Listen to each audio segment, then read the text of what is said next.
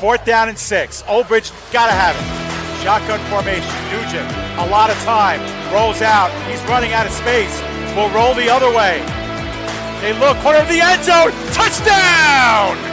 Rowan heading for the touchpad with the lead. And the Props will take the men's 400-yard freestyle relay. Andrews will be in shotgun. He takes the snap, makes the handoff. He'll throw it down the left sideline. He's got a wide open receiver. He's got the touchdown. Motion man is Simmons. Trotman throwing towards Simmons down the field, and he makes the catch in traffic for a Bearcats touchdown. Back to pass, middle of the field. The catch is made by Britt. She's off to the races at the 40, the 30, the 20, the 10. Britt is in for the score. Back on in, here's Yoxon. Yoxon to the backhand, trying to go to the front, makes the move and shot, and he scores! Tracy comes set and delivers. And that's it on the ground to second. Throw to first, in time, and the ball game is over. South Shore survives a late scare, and they are the 2024 New York State Little League Baseball champions.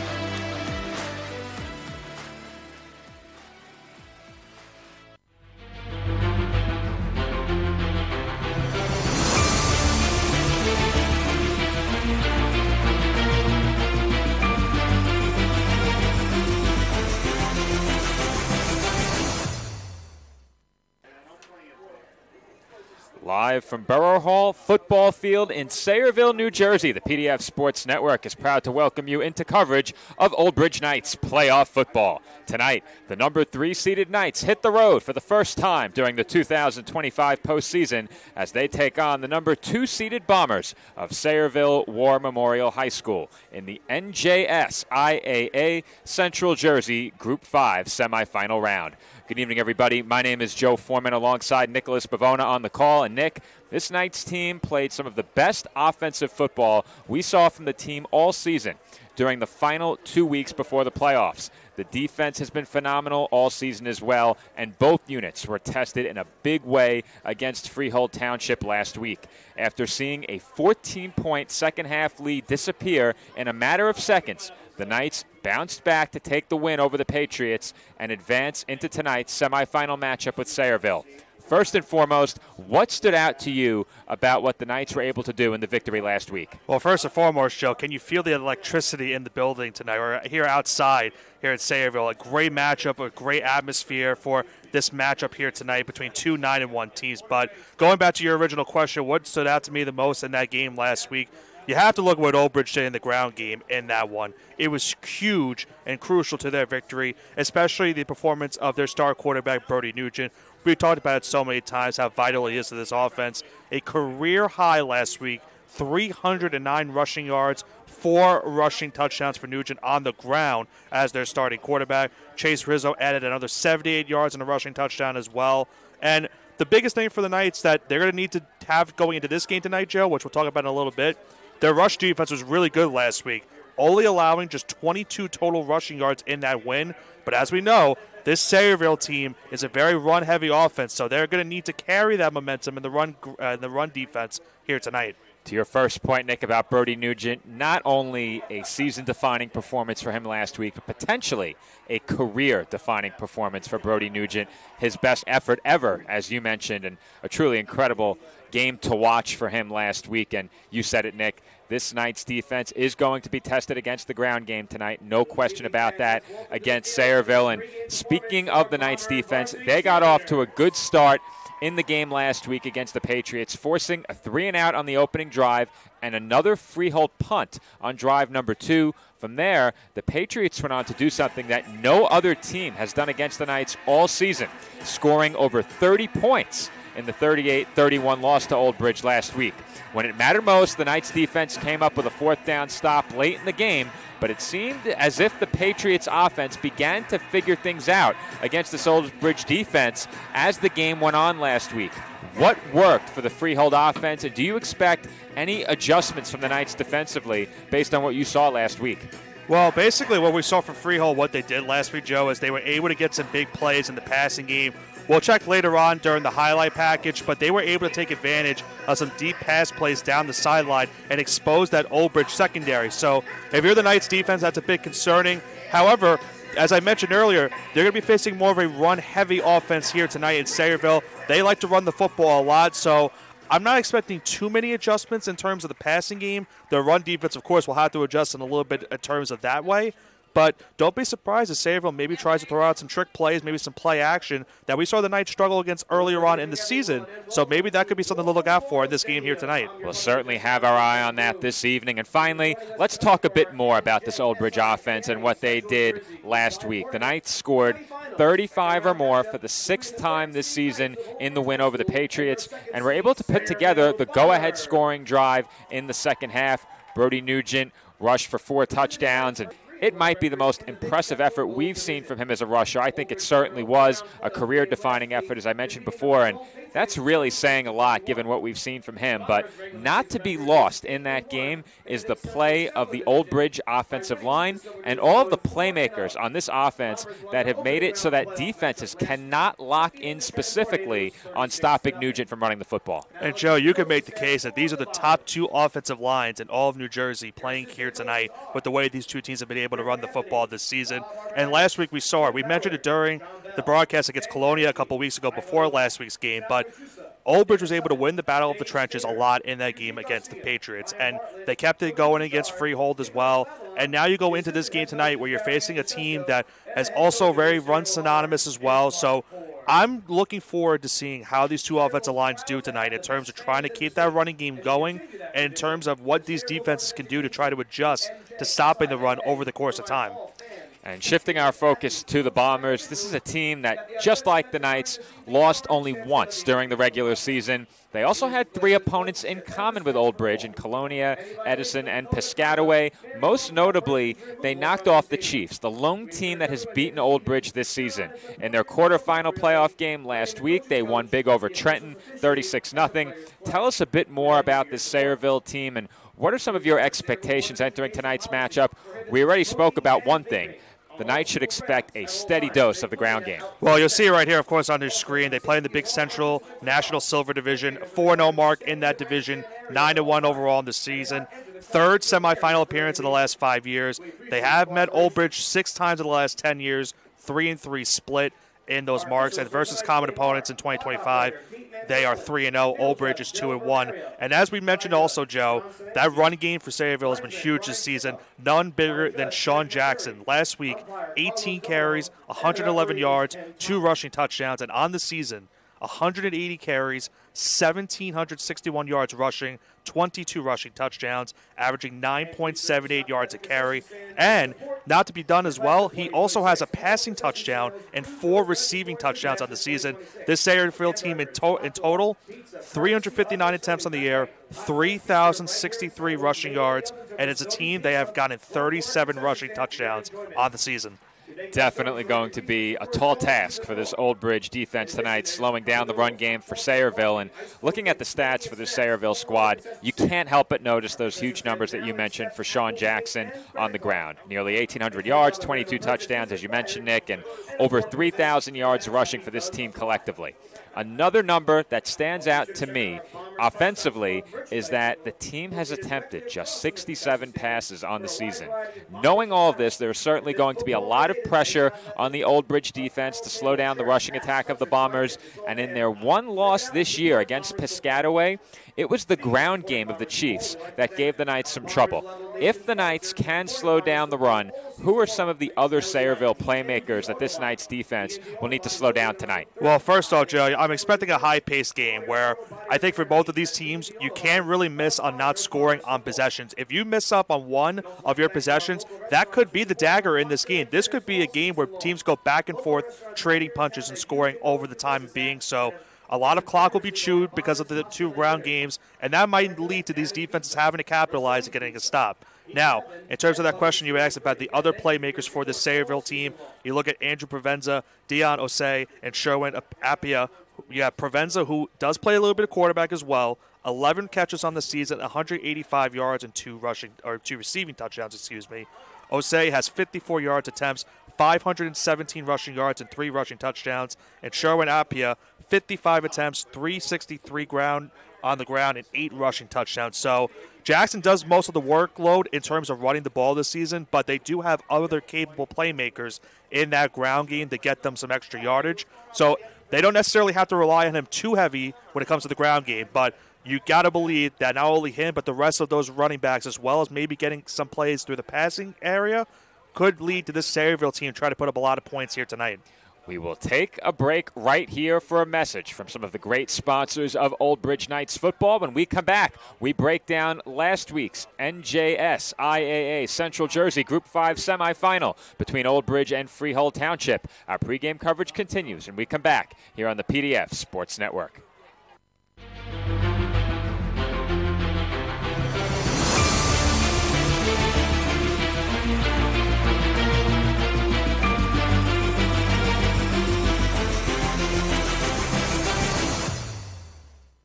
Celebrating 65 years, the Old Bridge Rebels Youth Organization is the longest-running and most successful youth organization, serving Old Bridge Township.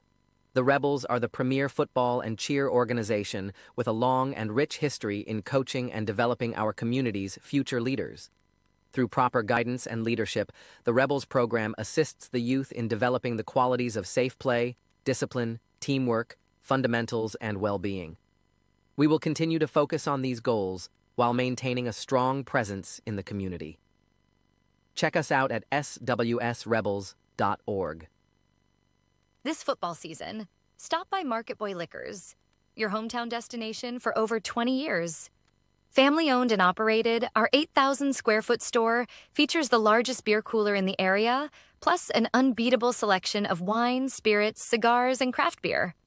Conveniently located at 1132 Englishtown Road, Old Bridge, New Jersey, 08857, Market Boy Liquors is proud to serve our community with the best variety and friendly service. Call us today at 732-251-4616 and make Market Boy your game day headquarters.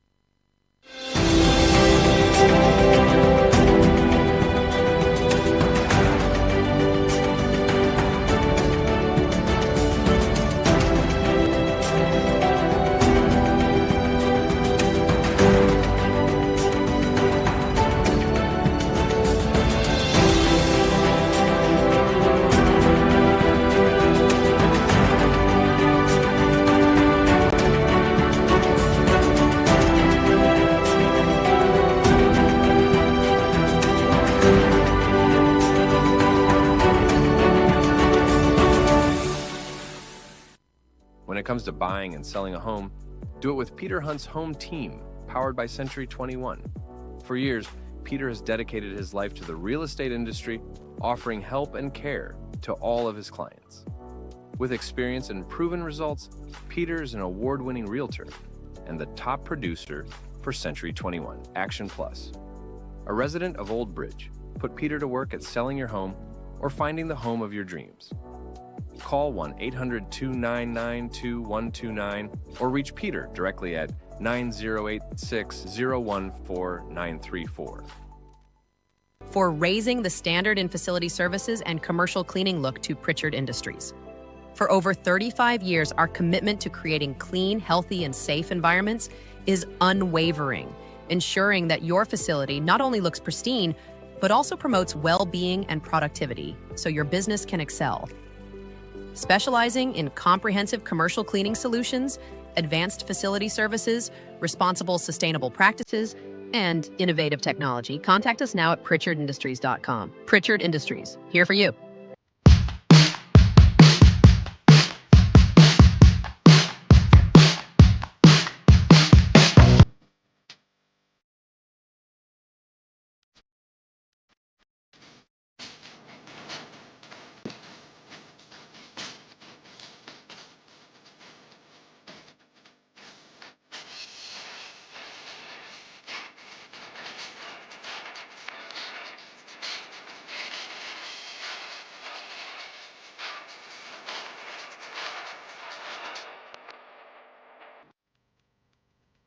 At Giuseppe's Old School Italian Pizzeria, we bring you the perfect blend of tradition and flavor.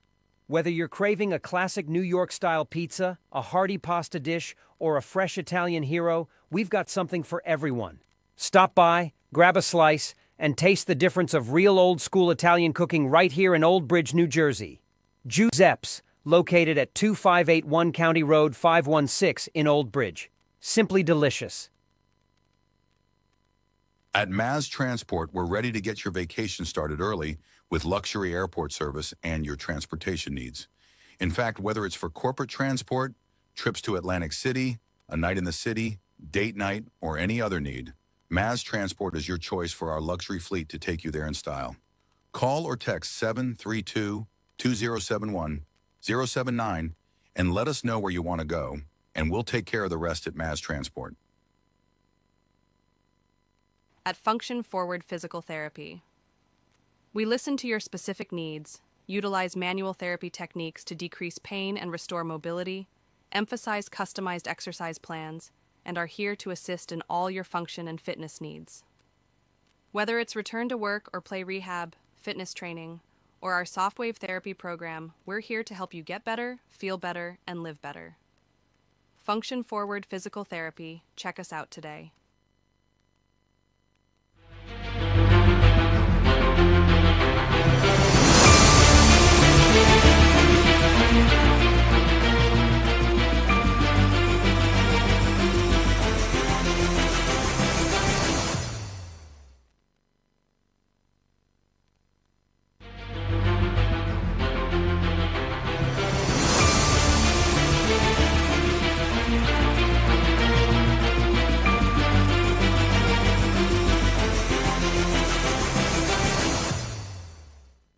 At MassMutual Tri-State, our financial professionals are dedicated to your financial well-being and focused on helping you achieve your financial goals. We provide expertise in crafting strategies that align with your specific needs.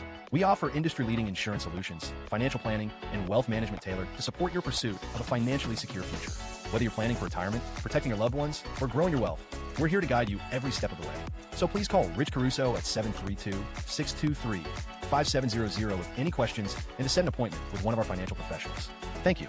Local firms are sales offices of Massachusetts Mutual Life Insurance Company, MassMutual, Springfield, Massachusetts, and are not subsidiaries of MassMutual or its affiliated companies. Securities and investment advisory services offered through qualified registered representatives of Imamel Investor Services, LLC. Member SIPC, 732-623-5700. Since 2003, Elite Sports Physical Therapy of Morganville has developed customized care and physical therapy programs for thousands of athletes through evaluation and setting athletic goals. Whether a torn ACL, dislocated shoulder, or concussion is keeping you on the sidelines, our highly trained physical therapists can help you recover and return to the field or court in better shape than ever before. Come see what we are all about. Visit us at EliteSPT.com or call us today to book a consultation. At Bagel Boy Bagel Shop in Old Bridge, we're more than just bagels.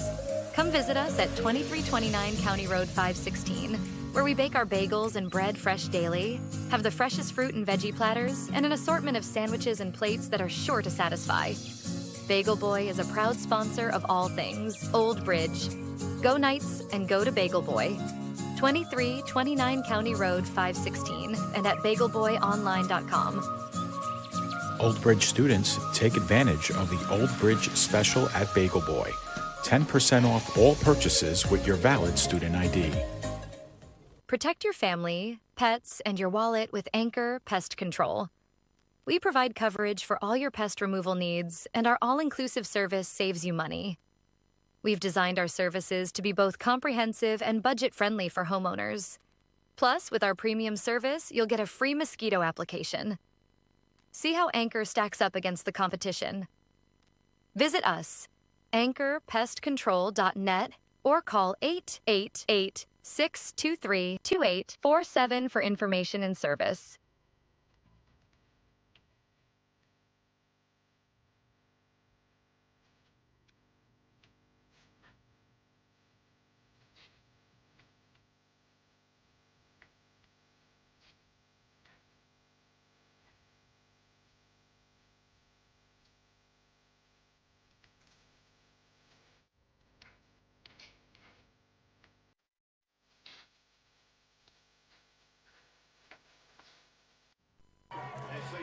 And we are back from Sayreville, New Jersey, as we are just about set for kickoff about 2 minutes early.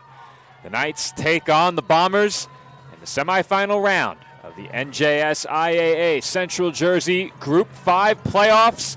The Knights to receive the opening kickoff, and it's a squib kick fielded just beyond the 25-yard line. And the run back goes out across the 30, close to the 35, and it looked for a moment that the ball may have come out late, but the Knights are indeed on top of it. On the run back was Jaden Endaz, and Brody Nugent will lead the Old Bridge offense out onto the field to get us started. And how important really is it in this game, Joe, for one of these two teams, of course, to get that first score? For Old Bridge, we talked about what Sayreville does in the running game, but we saw what Old Bridge did last week in their own running game. It'd be very big for them if they could set the tone early with a score. Well, we promised some pregame highlights, but we have a lot of sponsors, Nick, so we didn't get there. Perhaps at halftime we take a look back at last week for a stroll down memory lane, though. We have some more playoff action for you here tonight on PDF, our second 2025 playoff matchup. Here on the PDF Sports Network, we welcome in the Sayreville contingent in the live chat alongside our very loyal Old Bridge contingent. First play of the game is a keeper for Brody Nugent. And he takes it behind left guard, spins off a tackle, and is finally directed out of bounds across the Knights' 45-yard line. A good run on first down for Nugent. And I was curious to see, Joe, what this game plan is going to be for Old Bridge tonight. We saw how big they were in the ground game. Can we see them maybe try to go to the passing game that we saw earlier on in the season? I'll be very curious to see how they plan this one out, as Nugent gets about 6 yards on first down. A big key for the Bombers tonight, do not let Brody Nugent break tackles. So elusive, as we know, Nick, has great breakaway speed, but he took that to another level last week with the broken tackles and those breakaway touchdown runs. Once he gets to the second level, those defensive backs can't catch him. It's a second down handoff. Chase Rizzo picks up a first down across midfield, and he is tackled at the Sayreville 49. Well, while you also have to watch out for Brody Nugent in the ground game, you also got to watch out for Chase Rizzo. Another strong game last week in their win, and he gets a nice first down run right there. And for Rizzo, I think a big key was consistency in the lineup. Had to miss a game late in the season, miss some time early in the season, as I thought we were about to get potentially a flag for a Knights false start. Instead, a whistle has come in from along the Bombers sideline. And play has been stopped. Not sure for what exactly. No flag I saw on the field either. Yeah, I thought perhaps a flag was coming out, but maybe a discussion on the chains? Maybe if it was a first down or not? Not sure. He picked it up by a pretty safe margin, yeah, I'd say. I thought it was clear as day. I don't think that was the discussion, but whatever the issue was has been resolved, and the Knights offense continues this drive with a 1st and 10 from the Sayreville 49. Chance of defense from the Bombers fan base in front of us as Nugent looks to throw. Deep down the field, and just a bit too long for a wide open Amari Allsbrook. And Joe, Nugent's going to want to have that one back. He had a wide open down the sideline. He just overthrew it. You don't see Brody Nugent miss those too often, and Nick, you don't see your receiver get that open over the top too often either. Yeah. Allsbrook winning clean up the sideline. That looks similar to what Freehold did last week against Old Bridge. Right on that sideline, getting the one-on-one coverage. A rare misfire for Nugent on first down. It's now 2nd and 10. Trips to the right of the formation. Nugent flanked in the backfield by John Raimondi Jr. He now moves him over to his left. Nugent will keep running behind Raimondi Jr. And Nugent has about 7. That will bring up a 3rd down and 3. 16, Nugent with the quarterback keep. Another quarterback keeper right there. Now makes a 3rd and about 3 yards, as you mentioned. Could be a spot where Old Bridge can maybe try to draw the defense offside. There to the line quickly. Nugent will keep. Nugent will pick up the first down, and he will take it inside of the Bombers' 35. Giving that Sayreville defense no time to really react after that 2nd down run. They get up quickly to the line. Nugent gets the first down run and extends this drive.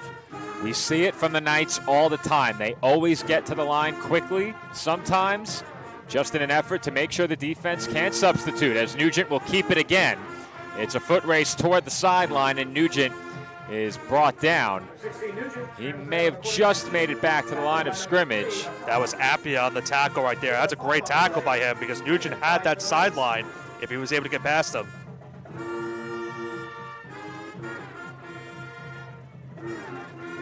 So they gave Nugent a few yards there. He did pick up about 5 or 6. I had the line of scrimmage to the 30 instead of the 35. That was my mistake.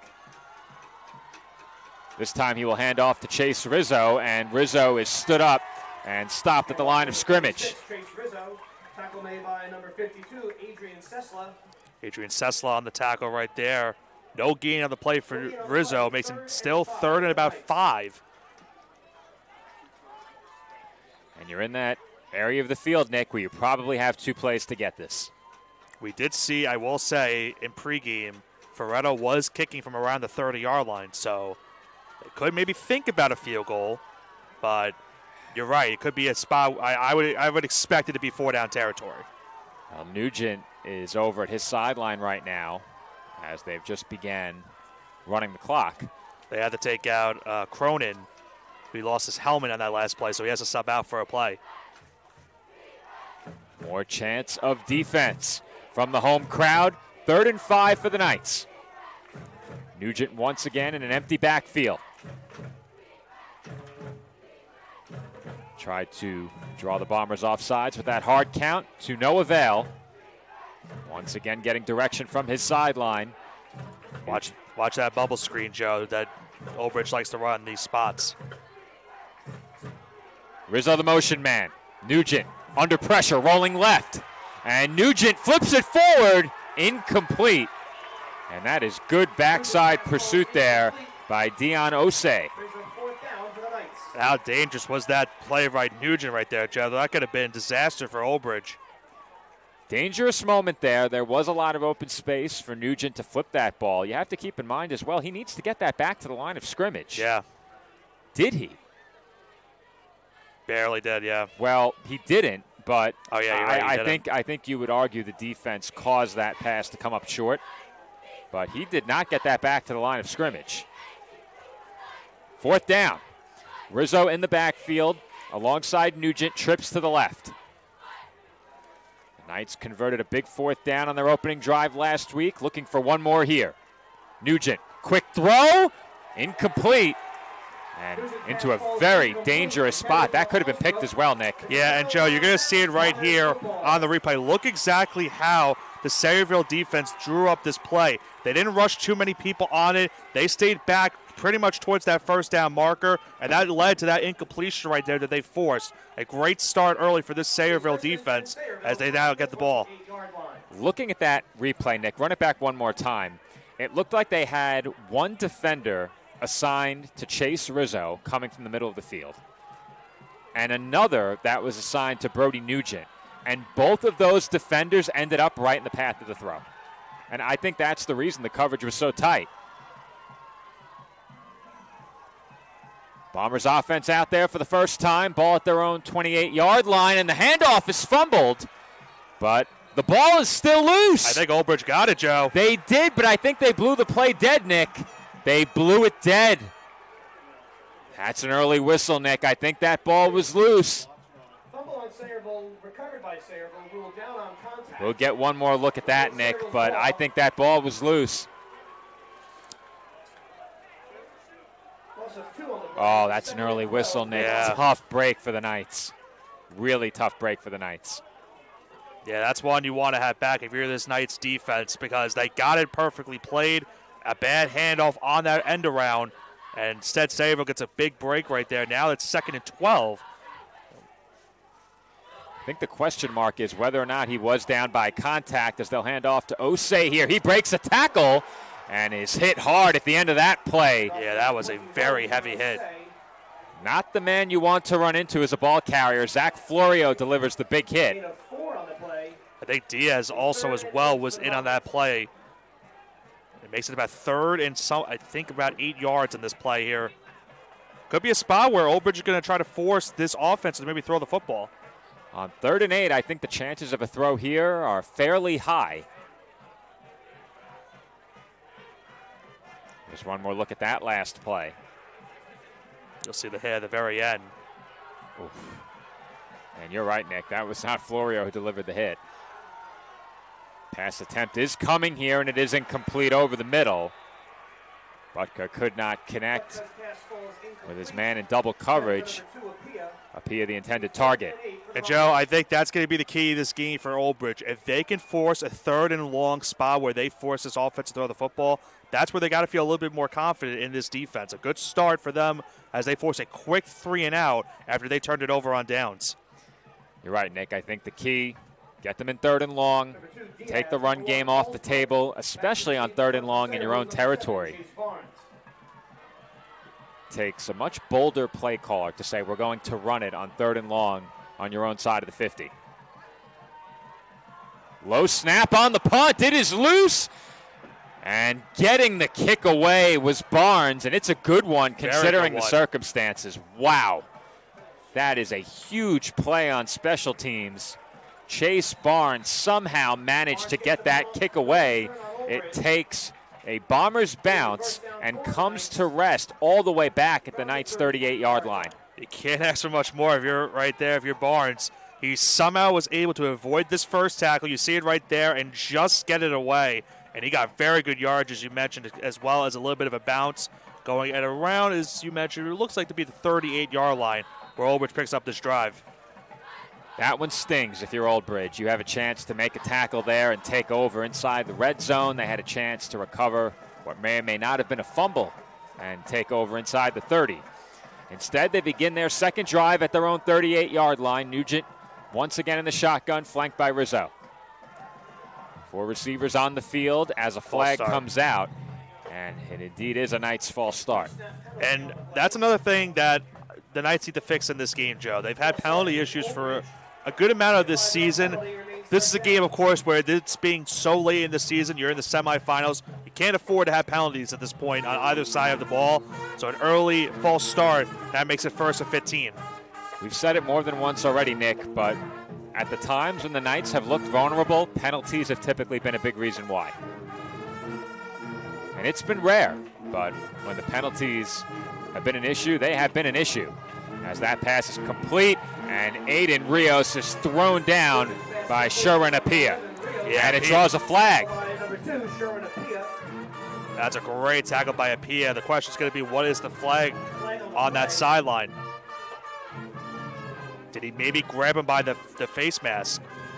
It looked like the helmet of Rios came off at the end of the play, and it is a personal foul for unsportsmanlike conduct against the Bombers. And I think it's for maybe how he threw him down on the tackle. Yeah, he gave him a whip and a throw. He taunted. He taunted him. Okay. I think the tackle was clean. I think that's what happened after. I was going to say, initially, it didn't look like he did much on the tackle, but yeah. I think that's a clean tackle, but there were words exchanged or perhaps words directed at Rios after the play, and we don't know what was said, but even if you look down at it, that's a tough call. Well, even remember in the NFL also, even if you look down at an opponent, that count that as taunting too. Yeah, I think a lot of it does come down to what is said. Yeah. Can you really tell if he's looking down inside of his helmet? No. It looked like he was, but we know how we know how like some of the calls are when we watch professional football. They can be very stingy sometimes with the officials when they look in terms of taunting and stuff like that. That's a tough one. They have to get the sticks in order here. Yeah. So the personal foul did not afford the Knights a first down. It is a 2nd down and 1 coming up here.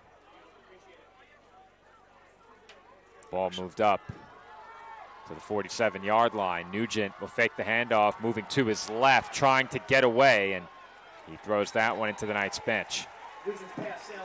Good pass rush right there once again by Sayreville's defense, and they've got a lot of pressure so far in this game.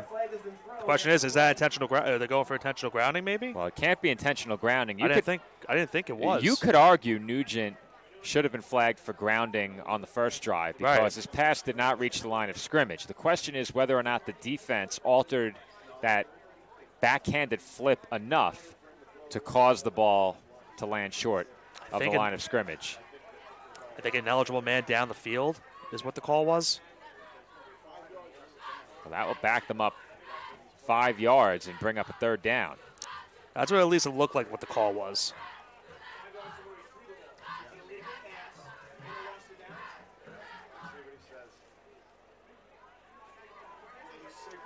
Well, they've backed them up much further than that, 5 yards. So it was intentional grounding. Do you have a replay of that, Nick? I didn't catch the tail. I caught the tail end of it. That is shocking that they called intentional grounding there. I thought for sure he was outside of the tackle box. I thought so too. And the throw definitely got back to the line of scrimmage. Is it? You know what? Is it possible it didn't? It is possible that he sent it into the bench short of the line of scrimmage. It actually is possible he didn't get back to the line of scrimmage with the throw. Nugent now looking to throw on third and very long. Has a man wide open. That is complete to Michael Chiarella. And he has a first down inside of the Bombers' 40-yard line. And, Joe, you'll see it here on the replay in just a moment. It's a great play call by Old Bridge. They get a crossing route with two receivers crossing up the middle of the field, and that led to the receiver being wide open. You see it right there, perfectly wide open, getting the first down and extra yardage as the Knights are now in to Sayreville territory. And watching that back, Nick, it almost looked like they had two quarterback spies on Brody Nugent on that play. Nugent will keep here on 1st and 10. Nugent fighting forward is about 2 yards short of a first down at the Sayreville 30. And we saw this Knights offense look good in the first drive, Joe. Now it's going to come down to capitalizing and scoring at the end of the day. They went 4 and out, a turnover on downs their last time out. Nugent keeps it again. He's got the first down. Knights to the line quickly. Nugent right up the middle picks up another first down. And after a first drive that stalled around this area of the field, the Knights will look to capitalize on drive number 2. Yeah, we mentioned it earlier. It comes down to these teams having to score because there might be points of the game where 1 or 2 stops might be the difference maker for either side to gain the win. Nugent will hand off this time to Chase Rizzo, and again, Rizzo is driven backwards at the line of scrimmage. No gain on the play. 2nd and 10. That was Chase Barnes, who I believe leads the team in tackles this season. He's had a very good defensive year for this Sayreville defense. He made a nice tackle right there on Rizzo. Knights right back to the line in the gun, trips to the left. No gain on the play, 2nd and 10 for the Knights. Nugent will keep. He has blocking to his left, and he is chased down from behind. Tackle made by Chase Barnes. No pun intended there. Nugent about 2 yards short of a first down, and Nick, our audience knows we love our puns. Yeah, of course. Big spot here, Joe. 3rd and 2 for this Knights offense. I wouldn't be surprised if they go some type of read option here in the backfield with Nugent and try to get that first down. Raimondi Jr. still in there, and he's typically in there to serve as a lead blocker. We'll see if the Knights change it up. Chase Rizzo lined up in the middle of that trip set to the right. And Nugent will indeed keep it, looking for a hole, lowers his shoulder, and he's close, Nick. Did he get enough? He's right at the line. I think he's short. I think they're going to give him the first. They gave him the first down. Yeah, he was tackled right at that first down marker. So it was the question of, was it inches short or if he got just enough for the first? I thought he needed about the 12 or 13 yard line. It looks like the 13. Up the 12. That's the 12. I thought he needed the 12. The ball is spotted just shy of the 12, but Nugent did pick up enough for the first down. And the Knights move the chains now as they look to put the first points of this game on the board. Nugent lined up in an empty backfield, will keep again. Big hole left side. Nugent in for the touchdown, and the Knights strike first in the opening quarter. Joe, it pretty much seemed like he walked in almost untouched on that play. It's a simple quarterback draw right up the middle. They were looking at that sideline, if you'll see it in just a second, that maybe they were going to go for that outside screen pass. But Nugent, once again, takes it himself, and you see it right there. Good blocking by the Knights' offensive line. He evades the 2 tackles and gets in for the 6. You can run that back one more time, Nick. It looked like it was Christian Woodard who had to respect the screen setup on the left. We'll wait until the PAT, perhaps. Low snap. And Ferretto is still perfect. No commentator's jinx here, Nick. Let's run back the touchdown once more. You see right here once again. You'll see on the outside they set up for the 2 screens, and that maybe was the reason why Nugent, had a little bit of separation up the middle of the field. But as we mentioned, that offensive line did a good job of giving Nugent time to direct that play and find out where that open space could be. So it was Osei who had to respect the screen on the left side, Nick, and he was the man that missed the tackle, trying to then make up the ground and tackle Brody Nugent. That is a really tough play for a defensive back. You're in a position where you have to respect that screen pass. Right. At the same time, you're going up against an elite offensive line, and they played so well during the postseason so far. We saw what they did last week, what Nugent did last week. If you don't commit yourself to stopping Brody Nugent off the snap, it is tough to recover and make that tackle as a DB. Yeah, no question about it. And we've talked about how many times this season where the Knights have also been very good in the pass scheme in terms of getting that yardage through that screen, bubble screen on the outside. They set up the double wide receiver screen on that play, and it led to Nugent getting up the field for the rushing touchdown. I think the key for the Knights in the passing game is they have gotten the big plays when they need them. 3rd and 13, backed up by the intentional grounding. Nugent completes, and it was a short completion to Chiarella, but you said it, Nick. It was the play called in that situation, diverting the defense away. Looking at it again, I think they had 2 defenders on that play watching Brody Nugent, and that opened up the room for Chiarella to make the catch and pick up the big run after. That kickoff skips to the arms of Atta, and he is tripped up on a nice tackle in the open field by Griffin Nugent. Nice job by Griffin Nugent right there. We've seen the Knights, unfortunately, sometimes this year, Joe, struggle in the special teams department in terms of kickoff returns. That's a big tackle right there by Nugent, and that's a big reason why they kicked it short. Oftentimes, if there's been an Achilles heel for the Knights in terms of the 3 facets of the game, offense, defense, special teams, it's been the kick coverage. Ferretto's been great. The Knights have had some big run backs of their own, but the kick coverage at times has been lacking. They've tried to find creative ways to kick away from the dynamic return men, and that time the squib kick pays off as the Bombers begin this drive inside of their own 30, and they will look to throw. Butko with plenty of time delivers complete. That is Sean Jackson on the reception. And Nick, you mentioned that he is adept as a pass catcher as well, not just as a runner. Yeah, and I talked about it earlier that maybe Sayreville's game plan today could be trying to draw that play action that we saw earlier this season really hurt Old Bridge's defense. Perfectly called, and Jackson gets the reception and gets the first down. And we've spoken plenty about the Old Bridge offensive line. We know how good the Sayreville offensive line is as well. How about the pass protection on that play to give Butko all that time? So they once again shift the offensive line. You have to think the Knights have prepared for this plenty on film as they will hand off and immediately hit. Was Apia. He falls forward for a gain of about 2. That was Valinati, that first man there to make the tackle.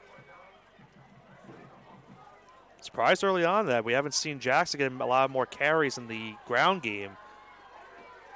They've gone to Apia so far for a couple carries in this first quarter. 1:50 to go here in quarter number 1. We'll try and keep you updated on the time remaining in each quarter as we don't have that on our live scoreboard. Nick's a busy man over there at the engineering desk. You'll have to keep me informed, too. I can't even see the scoreboard. That is true. That is true. I'm actually cheating. We have the panel to our right.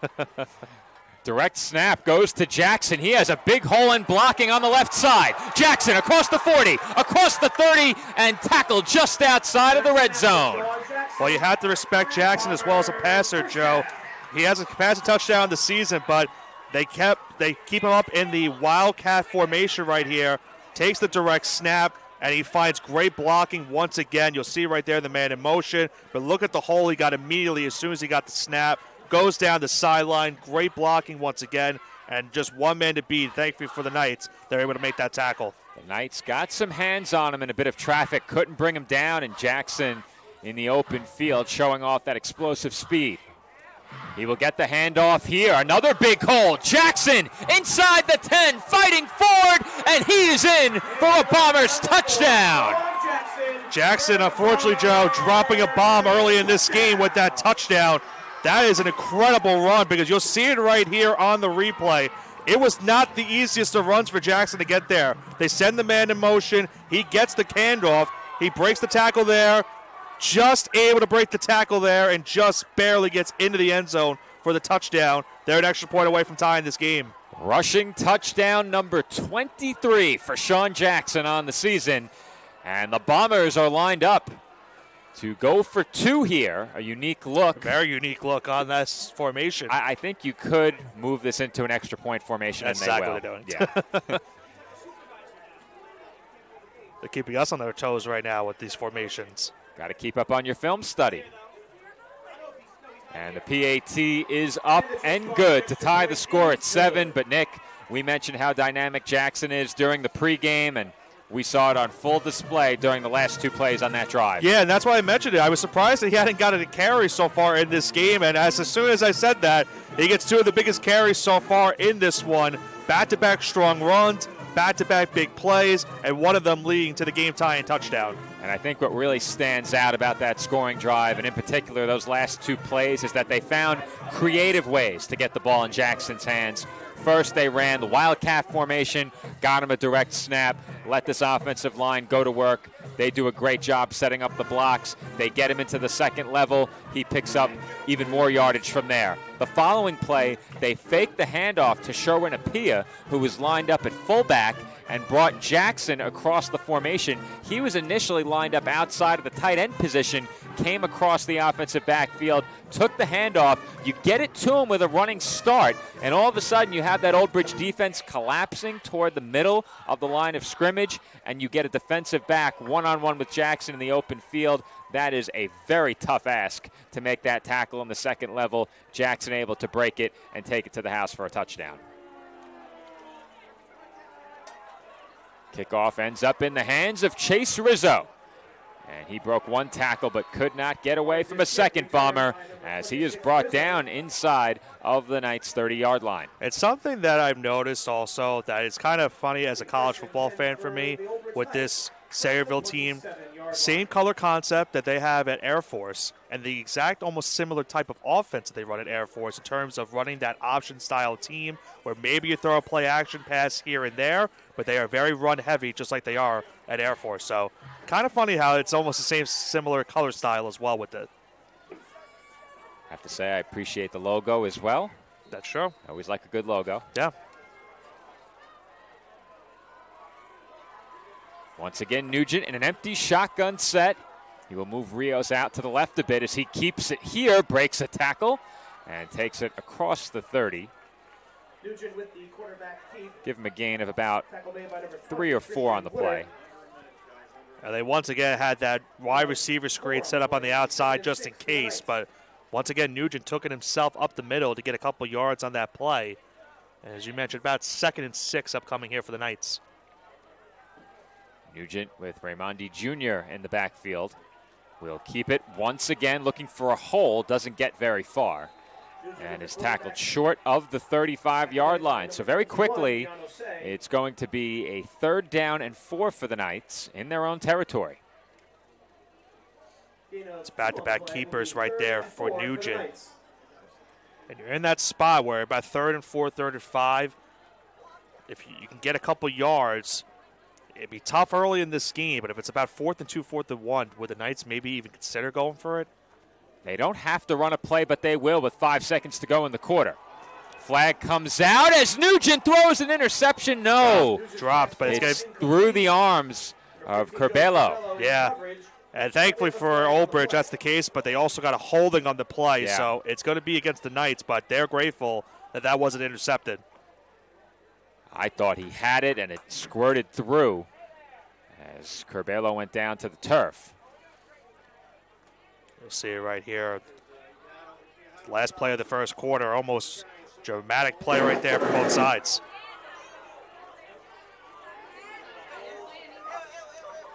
Well, that will be our final play of the opening quarter, as we had a bit of an audio glitch in the venue. I'm not here. sure what that was. That wasn't us. Thankfully not.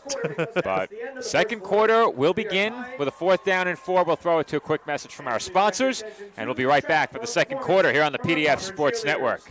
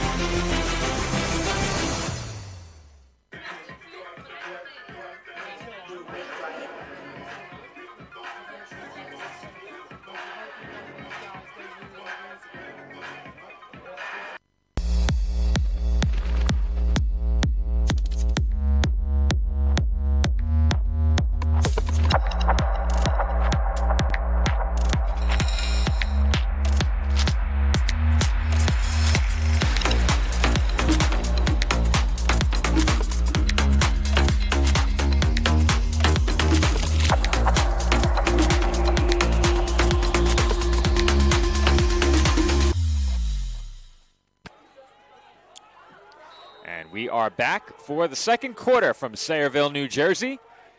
Keep in mind, Nick, the Knights never sure to punt it, and Brody Nugent is back there, so he could elect to try and throw it. He'll take a look, and it's a short one as he will kick. Ball lands at the 35 and takes a good Knights bounce. Very good bounce. And it will roll all the way down inside of the 15-yard line, coming to rest at the Bombers' 13. So we've seen a couple of good punts in this game, Nick. Nugent gave it a quick look, didn't elect to throw it. And I think early in this game, unless it's a sure thing, you can't try it. You can. And you also have to respect your opponent, too. And we just saw what they did in that last drive offensively. You can't really give them that short field to show. You'd rather push them all the way back to around, what was it, the 13-yard line? They're going to be starting this next drive. That's a great punt right there by Nugent. The Bombers take over deep in their own territory at the 13. Drive number 1 was short-lived. Drive number 2, a scoring drive. Handoff here goes to Apia once again, and he picks up first down yardage.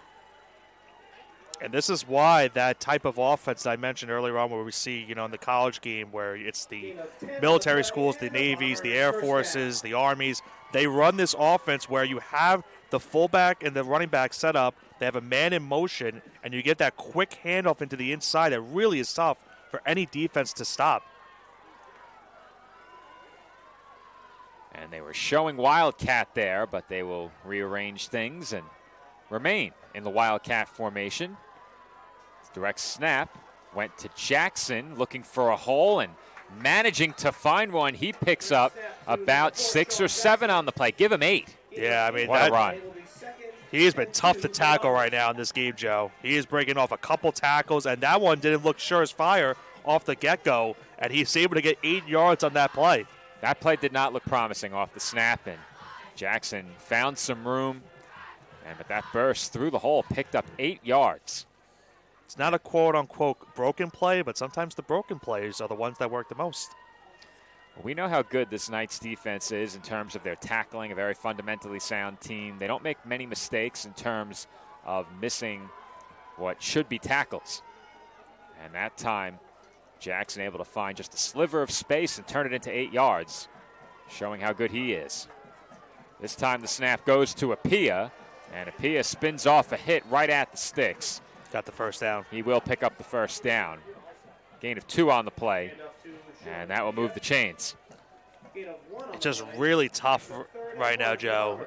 They might have made it 3rd and 1. They've announced a 3rd and 1. It was awfully close. But it should be a first down where they have it marked. I thought he had it. I think they're going to adjust the chains now. Well, they've stopped the clock. They're adjusting the chains. And indeed, it is a first down.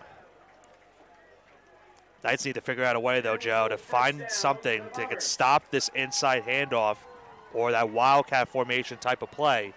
They're not going wildcat right now to start off this next play, but you have to think it's going to be an inside handoff once again. A single back look. You don't see much of that either as Jackson takes the handoff on the jet sweep. He's in the open field, and Valinati drills him, but not before he picks up another Bombers first down. It was a hard-earned first down right there, for sure. Valinati delivering that big hit, but this is why it's really tough for any defense to stop this play, Joe. I'll have to fasten up just a second, but you see right there that jet sweep. You're expecting that inside run. Even I was expecting the inside run, and they counteracted with that jet sweep to the outside. This is why it's really been tough for any of these teams to stop this Sayreville offense all season. You get a look at how they've run the offense so far, and they've found ways to get the ball in the hands of their ball carriers in motion as Apia is close to another first down. He's got it with the second effort. Out across the Knights' 40-yard line, and right now these Sayreville running backs are asserting their will. Yeah, I mean, you see it once again, Joe. Another inside handoff. Apia this time is the one that gets it, but it took multiple Knight defenders. You even fooled our camera operator for a second, too. Pat thought that was going back to the outside, but it went right back into the inside. It's another first down. Pat up top earning that paycheck, braving the elements and the chilly weather tonight, and he's got a tough task in front of him following the football with this Bombers offense. It is not easy right now. I think that's a testament to some good play calling. Yeah. See how the Knights adjust. It's another wildcat formation. Pre-snap motion by Osei. They'll fake the handoff to him. Jackson keeps. And a flag comes out in the offensive backfield. It hits Emmanuel Escobar right in the rear, and that's a 10-yard holding call. And, Joe, how big is that for this Knights defense, to get that penalty call? Because they've been struggling right now on these last couple runs. Now you first a first and 20 where you could be affording giving up about a 3 or 4 yard carry. If they can make it third and long like we saw earlier in this game on the first drive, that will give the Knights defense a chance to maybe get a stop on third down and put a spot where if you're Sayreville, do you consider, depending on how many yards you need, do you consider going for it? We're at 8 minutes to go here in the second quarter. And I think with the amount of ground game we've seen, the clock obviously moving plenty here in the second quarter. Bombers haven't attempted a pass, but I'll make my point following this play. They have attempted one. And there's another, complete to Jackson. And great tackle. They have a pass on this drive, Nick? No, not on this drive, yeah. Oh, okay. I meant on this drive. I'm sorry. I meant on this drive. That was Iacono on the tackle. The point I was going to make, they've actually attempted in the game, I believe, 2 passes. One complete to Jackson, one incomplete over the middle on third down. Yes. But on this drive, no passes. Yes. My point was going to be, with how much they've run it, and with the clock moving very quickly, we're now approaching 7 minutes to go in the quarter. You give the Knights defense at halftime a chance to adjust to what you've been doing.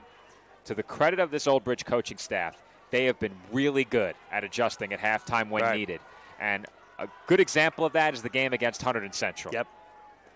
They did a great job of adjusting as Butka is in trouble, and he is wrapped up for the sack back at the 45-yard line. And, Joe, I mentioned it when the penalty happened.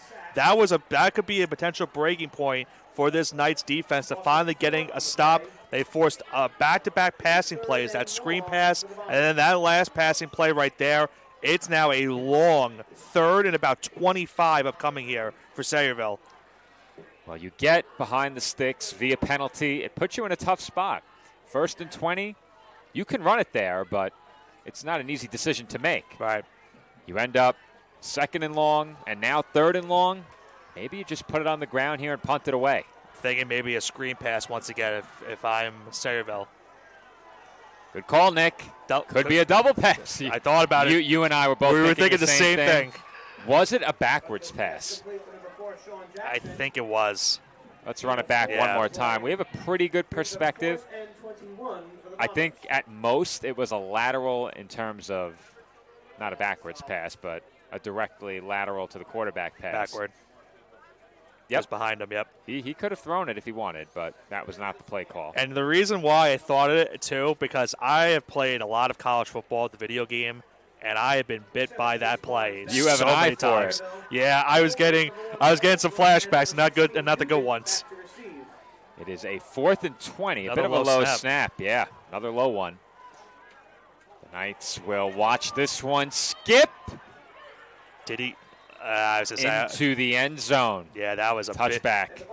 They almost kept that one alive. Well, we mentioned the punters on a couple of occasions already in this game with good kicks, have given their defenses a chance with some decent field position. And here, Bombers came awfully close to pinning the Knights at the 1. Now, I'm curious to know, was it on the first touch or the second? I think it was on the first one, it looked like. Yeah, it looked like the first player to touch it was airborne. I don't know about the second. That's close. Yeah. I think either way, your second player touched it in the end zone with a foot on the goal line.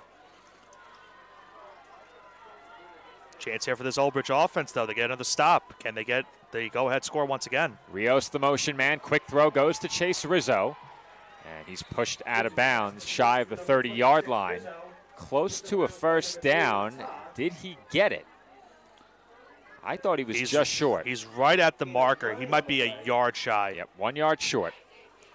Just over 5 minutes to go in the quarter. So if the Knights take their time here, this could be our last drive of the half. It certainly could be the last for Old Bridge. Yeah. And you think once they get across midfield, they start to think about that. It's not on your mind here, but once you're on the plus side of the 50, I think you definitely consider that. As Nugent will keep and take it across the 35-yard line for a Knights first down. And again, you just see Nugent's finding a good spot right now. But we talked about it earlier. You have to give credit to this Old Bridge offensive line this season. They're just making it very easy for Nugent to find these holes. You see it right there. Good blocking, avoids the first tackle. The attacker was still there, but was able to get the first down regardless. Motion man is Rios once again. Nugent will look to throw. And he'll air it out, sideline incomplete. That one a throwaway from the pocket. Yeah. You know, Nick, I mean, you could say Rios was underneath the ball, but yeah, you know, that is towing a very fine line between. We've already seen one happen in this game. I think when he released it, he did have two receivers in that vicinity. Yeah. You could get away with that one, but I think it came down to the point where nothing really developed on that play. If I had to guess, they were trying to maybe go down deep the field because they were going for the one-on-one coverage, but it wasn't open that time like it was earlier in this game. I think when you have a receiver get behind you as early as the Bombers did, it really opened some eyes in the secondary, and it's tough to get that kind of look again. As Nugent will throw the screen off target, it's through the hands of Rizzo, but that pass was off the mark. And this is helping Sayreville right now. Back-to-back incompletion stops the clock, and with one more stop can get in the football back, and they can have the last drive of the first half if they get the stop right here. We mentioned that if you're the Old Bridge defense, you're looking to put the Bombers in third and long situations. The same goes for the Sayreville defense. Yes. And I think when it comes down to third and long, Old Bridge, in terms of what we've seen with passing volume this year, a bit more equipped to convert in these spots, but they've already had one tonight so far. I think it makes it much easier to make Brody Nugent uncomfortable in the pocket on third and long. See if they can do that here. Nugent in a clean pocket, throwing downfield, incomplete, and no flag on the play. Yeah, Knights were looking for the pass interference on that one. I could see why, Nick, but I saw it, but I didn't think there was enough to call it. I'm inclined to say that's probably a penalty, but let's see. So we're not going to see it. There was a lot of contact. Yeah, Nick. he might have held the arm. Was it catchable? It was over. I think it's close enough. I think the conversation is that he held the arm so that maybe stopped him from running, and that's why he went over his head. I probably would throw a flag on that based on what I saw in real time. That being said, if he's not impeded, I think the ball was overthrown. I don't think he was getting there. The punt will land in the Knights bench around the 40. That time It was Tomas Santos punting, and they'll spot it at the Bombers' 44. Yeah, it's not good for the Knights right there. It's great field position for Sayreville. And Sayreville has 4:24 remaining in this half. Plenty of time to run it. And you can't see Rizzo there. I can't really tell. It looks like You can't see the relevant part of the play. Yeah, I think for a split second, it looked like maybe he grabbed his arm, but it's really close to tell. I think if you were to call anything on that play, it would have to be holding instead of pass interference, because it looks like the ball, once it was out, the contact had already occurred if it was enough to warrant a flag. But that's enough on that play, as the Bombers will run it on first down. A flag came out at the end of that play. For now, it's a gain of 6. Be great for the Knights if this is on the Sayreville offense. We saw it derail their last drive. Flag came in late. Face mask. Yeah, against the Knights. That's a big one. Well, that really jump-starts this drive now. Against an offense that came out looking to keep the ball on the ground, 4:24, you still have plenty of time to run it. You add 15 yards to that, and now you have all the time in the world. But it was a 5-yard variety on the face mask, Nick, not 15. We're accustomed to 15, the professional. Yeah, that was the 5-yard variety. Admittedly, Nick, I was not aware there was a 5-yard variety until just now. I admit that as well. Can't be ashamed to admit your shortcomings, as Jackson is tripped up, and Knights giving him no chance to get to the second level there. I hate to make that audible noise, but anytime you see a player go up in the air and a tackle like that, those are scary ones. He was upended there and came down hard on the upper body. Sprung right to his feet, though, to his credit. Got right back up. It's been a busy night for him as well, so he's not extremely fresh at the moment. He's getting set up in the Wildcat right here under center. A lot of company in that offensive backfield, and how about that play design? The ball's out! And the Knights are there. Did they get on top of it? I believe they did. They definitely did, Joe. That play was blown up behind the line of scrimmage as Osei took the handoff. I'm not sure he ever controlled it, and the Knights have the recovery on the fumble. Joe, I'm not going to lie, I love the play call design. It really fooled me for a second, but that's just a great heads-up play right there to make the tackle. That was Barkazi in there. That was Barkazi, yeah. I didn't see him punch the ball out, but as soon as he arrived, the ball came loose. Immediately came out. So he will be credited with that forced fumble. And that's a great play by a defensive lineman to diagnose that play, stay with the football. And I didn't see him punch it loose, but his presence jarred the football out. You and the Knights recover. Not an easy play to read. He read it perfectly. Nugent will keep. Nugent into the second level and across the 35 down at the 30.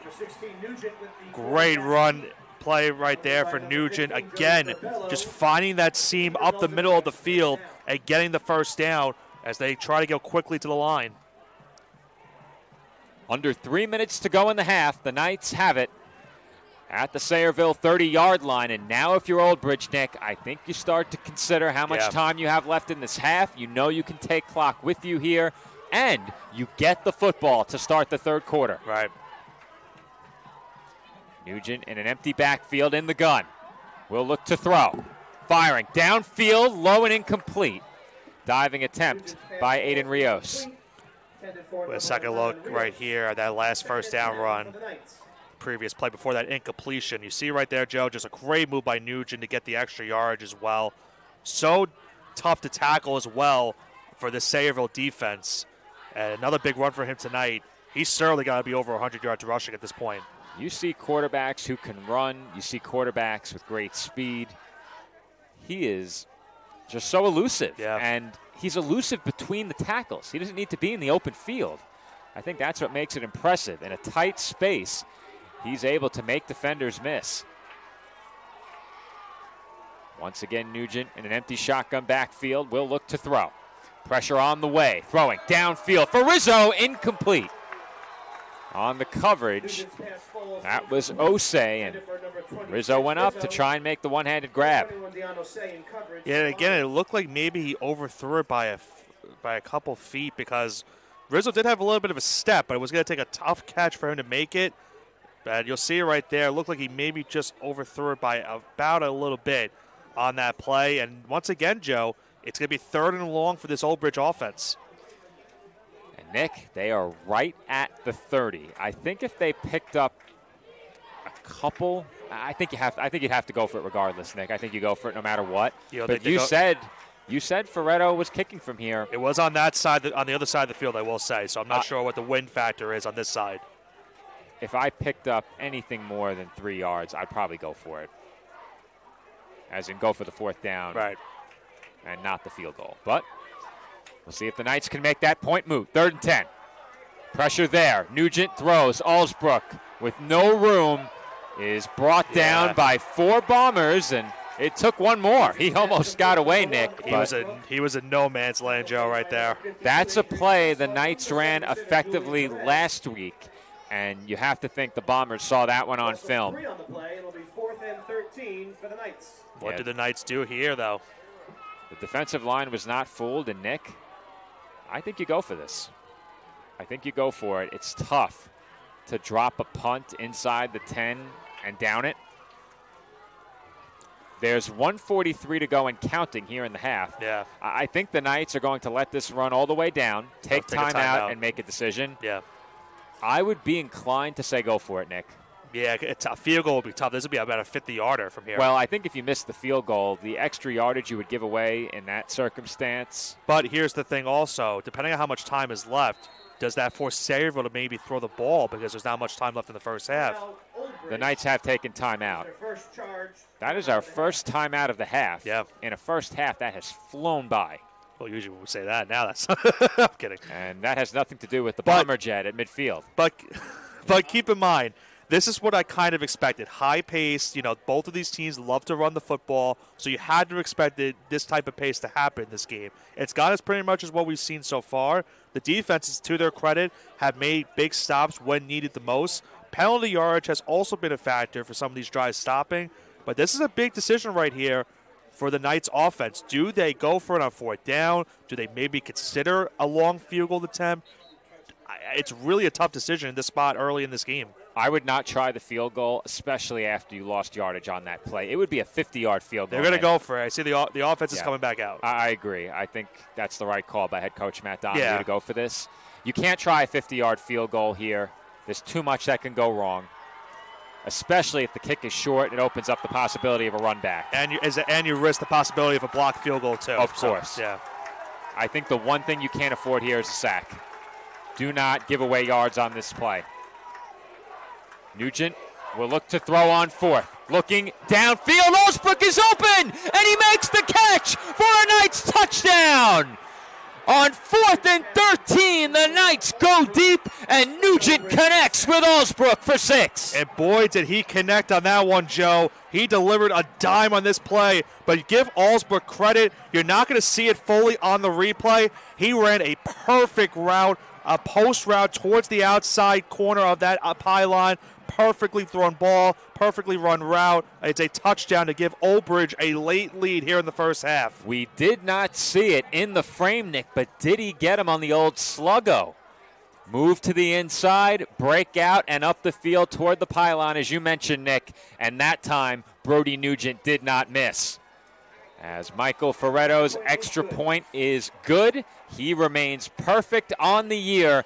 And the Knights, with 1:14 to go in the first half, now lead at 14-7. Joe, I'm getting goosebumps, and I know it's a little bit cold. Maybe the goosebumps are also from that, but what a thrilling first half. Maybe mostly from that. It very well could be, but this has been a thrilling first half, and we still have another half of football to go between these two teams. Last week did not disappoint, and we expected more of the same here in Sayreville this week. These two teams have delivered through the first approximately 23 minutes. We're almost there. 1:14 to go in the first half, and now the Bombers get it back, and they have some time. And I wanted to also point out, Joe, of course, this is one of the two semifinal matchups right now. We heard earlier Washington was up 17-0 in their game. So for these two teams, it could be Washington they take on in the final matchup, but that's still to speculate. We'll check that matchup later on as well. Sure, we'll get more information on that one at halftime. If we do, we will pass that along to everyone watching, and we thank the nearly 1,500 viewers who have tuned in already. And if this game stays close, word will spread, and I'm sure we are going to have some more guests join us in our live stream on YouTube. Once again, this is PDF Sports Network coverage of Old Bridge Knights playoff football. We await kickoff with 1:14 to go here in the first half. Old Bridge in front 14-7. And on the run back, it's a pretty good one. Out across 35-yard line. Tackle was made around the 37 or the 38-yard line. That was a tie on the run back. And while we have a break with the Bombers offense taking the field, we'd like to thank the Candied Ham softball team. Candied Ham softball is a proud sponsor of Old Bridge Knights high school football. You can check out Candied Ham on Instagram at CandiedHam_official. The Candied Ham softball team, a proud sponsor of Old Bridge Knights high school football. We thank them and all of the great sponsors who make these broadcasts possible. It is a first down run for Jackson, looking for room. He finds some, and he's still going across midfield and out of bounds at the Knights' 48-yard line. And he wisely went out of bounds on that play. And again, it was another one of those plays, Joe, that off the rip did not look like it was going to be a great one, but it turned into a 12-yard pickup. But there might have been a flag thrown. If there was, I think it was. I did not see it, but they're backing it up. There definitely was. See if I can see it on the replay. Yeah, I definitely did not see it in live action. Had there been for the back judge, because I don't see it right there. Yeah, following the football, I didn't see it, so it must have come from the offensive backfield. Either way, what looked to be a dynamic play to open the drive and position for the Bombers across midfield instead becomes a 1st and 17 with under a minute to go in the half. Now, if you run the football here and you don't pick up much, you don't want to go out of bounds now. And they will run it. That play nearly blown up in the backfield, and heading out of bounds is Atta, but he did pick up a nice gain there, so you'll take that. Yeah, it looks like about maybe 2nd and 6, I would say. Maybe 11 yards on that play. Give him 11 on the carry. Gain of 11 on the play. And I think now, for the Knights, if they can get a stop here on 2nd down, they can call a timeout, and then they're one stop away as well from maybe getting one more opportunity at the football before the first half ends. And that's just it, Nick. The point I was making was that if you were stopped around the line of scrimmage there, it would likely be better for you if you ducked. Well, you went down inbounds and did not go out of bounds, but with an 11-yard pickup, of course. You'll take that. You go out of bounds and try and keep the drive going. It looked like the Knights sideline was hot. I'm not sure why. It was about the clock. Not sure why. That's what the officials were talking about while they were waiting for the next play to start. Bombers in the gun. Handoff goes to Jackson. Jackson across the 50, across the 45, and down just short of the 40. I was going to say, Joe, Sayreville's got to start thinking about calling their timeouts. And they have. 45 seconds to go in the first half. And the question that we had approaching halftime last week, and perhaps I didn't address it enough, was at what point would Freehold consider a field goal attempt? And I think with 45 seconds and a couple of timeouts, you're still thinking touchdown here, no question about it. But where on the field are you thinking about field goal if you're the Bombers? We don't know the answer to that question. Not sure. If the Knights know the answer to that question, you can defend accordingly. I think the thing for the Knights is that right now Sayreville's getting all of their yards through the ground right now. So the clock's going to run regardless if they continue to run. But does Sayreville maybe try to throw them off like we saw earlier with the passing play here and try to get some yardage that way? Again, as you mentioned, I'm not sure exactly what the yardage would have to be for them to set up for a field goal. But with still a little bit of time left and with 2 timeouts, they're still looking for that tying score to try to tie it up before halftime. Well, they had the look earlier that resembled a double pass. If there was ever a time, Nick, I could see it in a situation like this. I think there's still too much time. But if you end up in a 3rd down, maybe a 3rd and short, could be the time. I don't think that time is now, though. Osei in motion. Immediate flag. Yeah. Well, you don't need to double pass if you snap it to your back. Yeah. False start against the Bombers. Well, as I also talked about it earlier, Jackson, their star running back, does have a passing touchdown this season. He has a couple pass attempts this season, so he is very capable of throwing the football if needed. And knowing that is why I make that point. And I think you're in that area of the field right now where can you run it? Yes. If you stay in bounds, you're limited in how many times you can hand the football off. I think if you're the Knights, you don't want a run to get broken for you, or against you, I should say, for a touchdown. But you have to think about making tackles in bounds as well if you get the chance. Osei will take the handoff here. He bounces it outside, cuts up field, and is tackled in bounds. Good tackle right there. Forces the timeout. That is a situation where I think he would have been wise to get out of bounds. I think he was trying to, but the Knights did a good job on that sideline to prevent it from doing so. Well, it looked like he cut it upfield short of the sideline in a position where there was no chance to get out from there. I think it was the point of no return. You make your decision. Do you go upfield or do you take it out of bounds? Right. And now with just the 1 timeout remaining, and you could tell me, Joe, how much time exactly we have left in the half? 37.5. 2nd and 12 now, and with the ball at the 43-yard line, you're extremely limited in how many more rushing attempts you're going to have without getting out of bounds. And we've only seen in this game, I believe it was 3 pass attempts thus far, if my count is correct. 1 for 3 in the air. The completion that they had was a drive starter on the scoring drive. It went to Jackson. 2 for 3. They had the screen pass that was... that was completed? That was completed, yeah. They lost the yard. Then 2 for 3. 2 for 3. Butka back out there in the gun. Trips to the right of the formation. 1 receiver wide left. He's going to throw. He's looking downfield in double coverage, incomplete.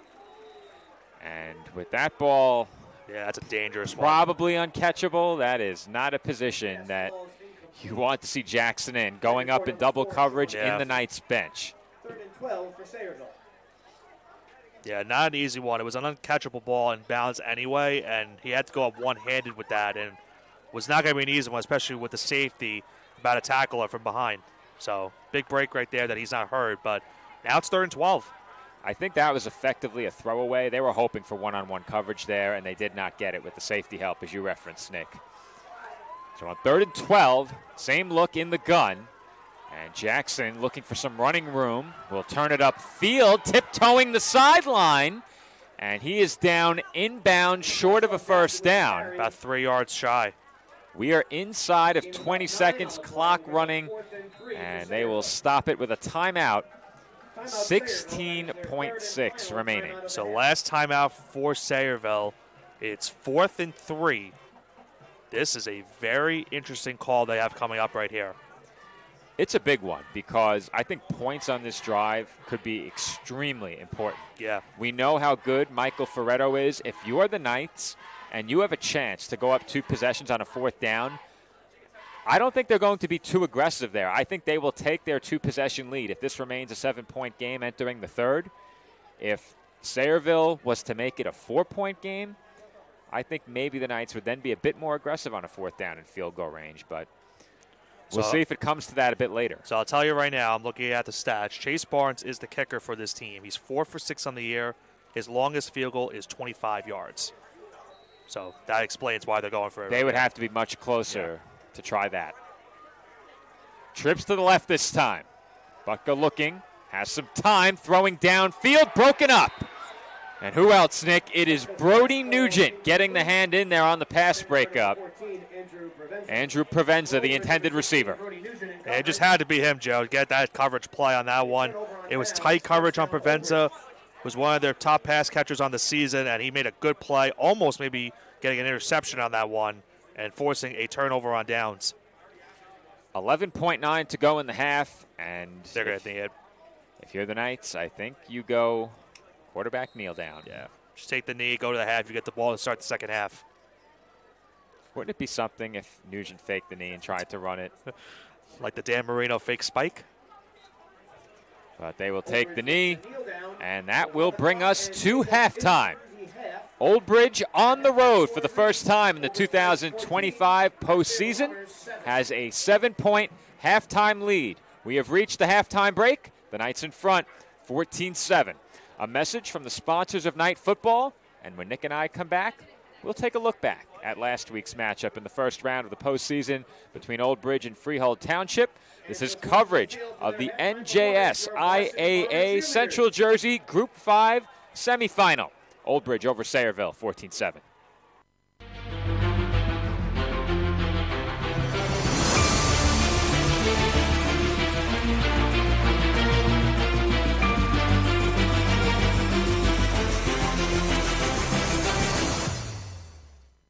Celebrating 65 years, the Old Bridge Rebels Youth Organization is the longest-running and most successful youth organization, serving Old Bridge Township.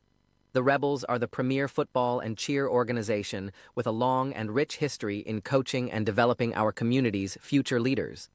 Through proper guidance and leadership, the Rebels program assists the youth in developing the qualities of safe play, discipline, teamwork, fundamentals, and well-being. We will continue to focus on these goals while maintaining a strong presence in the community. Check us out at swsrebels.org. This football season, stop by Market Boy Liquors, your hometown destination for over 20 years. Family-owned and operated, our 8,000-square-foot store features the largest beer cooler in the area, plus an unbeatable selection of wine, spirits, cigars, and craft beer. Conveniently located at 1132 Englishtown Road, Old Bridge, New Jersey, 08857, Market Boy Liquors is proud to serve our community with the best variety and friendly service. Call us today at 732-251-4616 and make Market Boy your game day headquarters.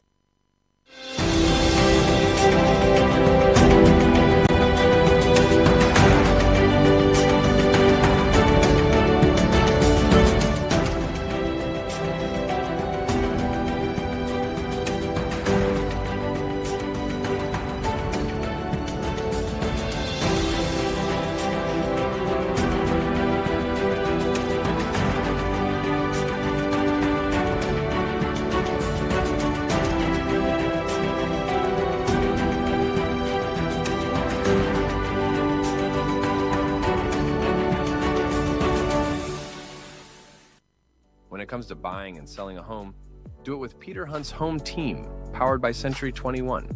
For years, Peter has dedicated his life to the real estate industry, offering help and care to all of his clients. With experience and proven results, Peter is an award-winning realtor and the top producer for Century 21 Action Plus. A resident of Old Bridge, put Peter to work at selling your home or finding the home of your dreams. Call 1-800-299-2129 or reach Peter directly at 9086-014-934. For raising the standard in facility services and commercial cleaning look to Pritchard Industries.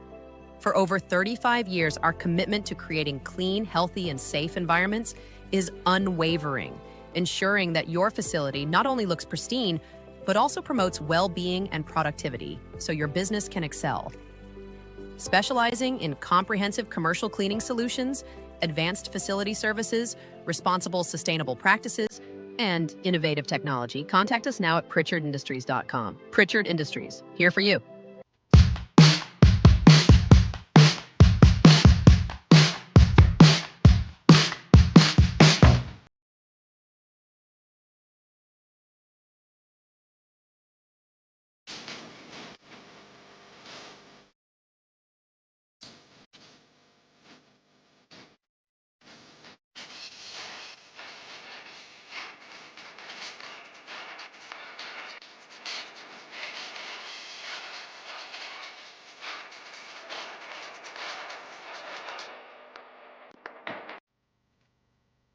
At Giuseppe's Old School Italian Pizzeria, we bring you the perfect blend of tradition and flavor. Whether you're craving a classic New York-style pizza, a hearty pasta dish, or a fresh Italian hero, we've got something for everyone. Stop by, grab a slice, and taste the difference of real old-school Italian cooking right here in Old Bridge, New Jersey. Giuseppe's, located at 2581 County Road 516 in Old Bridge. Simply delicious. At Maz Transport, we're ready to get your vacation started early with luxury airport service and your transportation needs. In fact, whether it's for corporate transport, trips to Atlantic City, a night in the city, date night, or any other need, Maz Transport is your choice for our luxury fleet to take you there in style. Call or text 732-2071-079 and let us know where you want to go, and we'll take care of the rest at Maz Transport. At Function Forward Physical Therapy, we listen to your specific needs, utilize manual therapy techniques to decrease pain and restore mobility, emphasize customized exercise plans, and are here to assist in all your function and fitness needs. Whether it's return to work or play rehab, fitness training, or our softwave therapy program, we're here to help you get better, feel better, and live better. Function Forward Physical Therapy. Check us out today.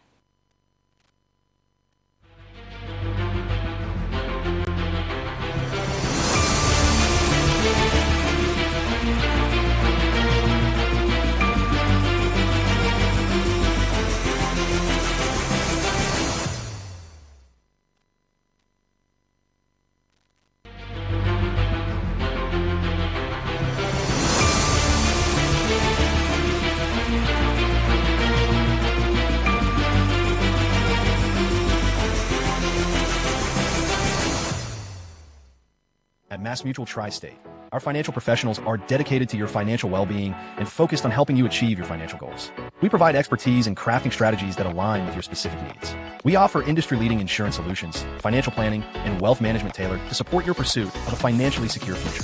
Whether you're planning for retirement, protecting your loved ones, or growing your wealth, we're here to guide you every step of the way. So please call Rich Caruso at 732-623-5700 with any questions and to set an appointment with one of our financial professionals. Thank you. Local firms are sales offices of Massachusetts Mutual Life Insurance Company, MassMutual, Springfield, Massachusetts, and are not subsidiaries of MassMutual or its affiliated companies. Securities and investment advisory services offered through qualified registered representatives of MML Investor Services, LLC.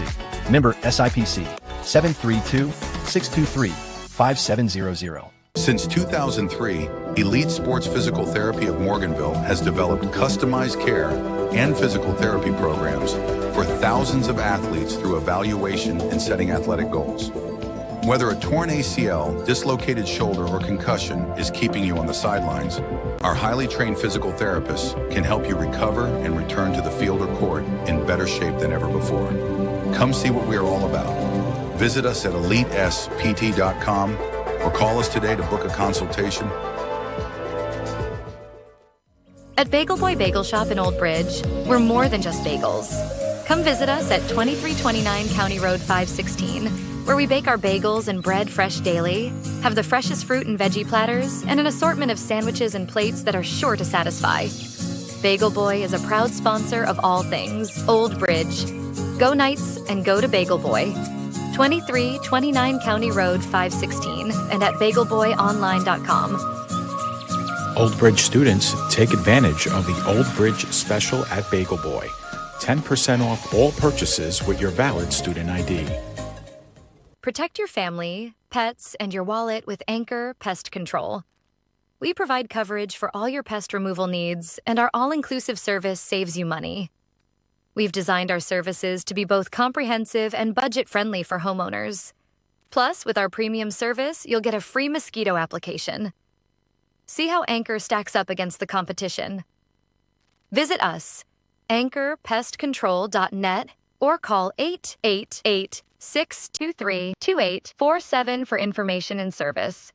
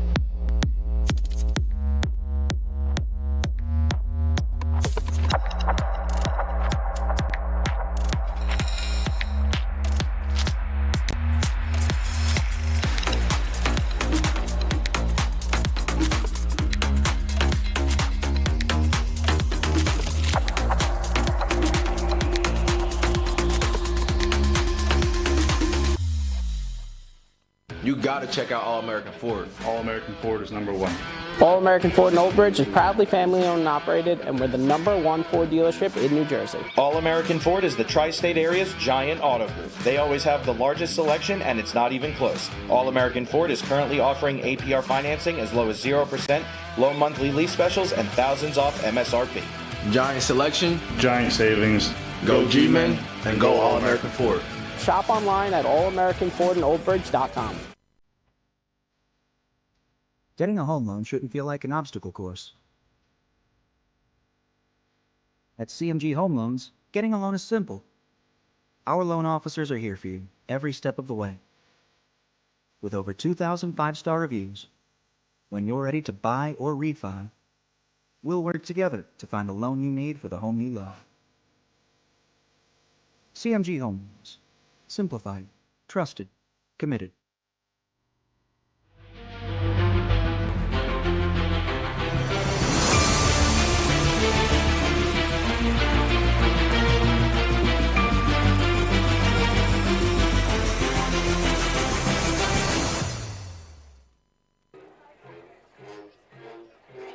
And we are back from Sayreville with about 4.5 minutes to go before the start of the third quarter, according to our venue clock anyway. But great job by the Sayreville Marching Band out there performing for the fans in attendance here at halftime. Meanwhile, Nick, it is 14-7, the Knights over the Bombers. Washington Township. It's up 31-6. Leading so the winner, 31-6. If they hold on, the winner of this game will go to Washington Township next week.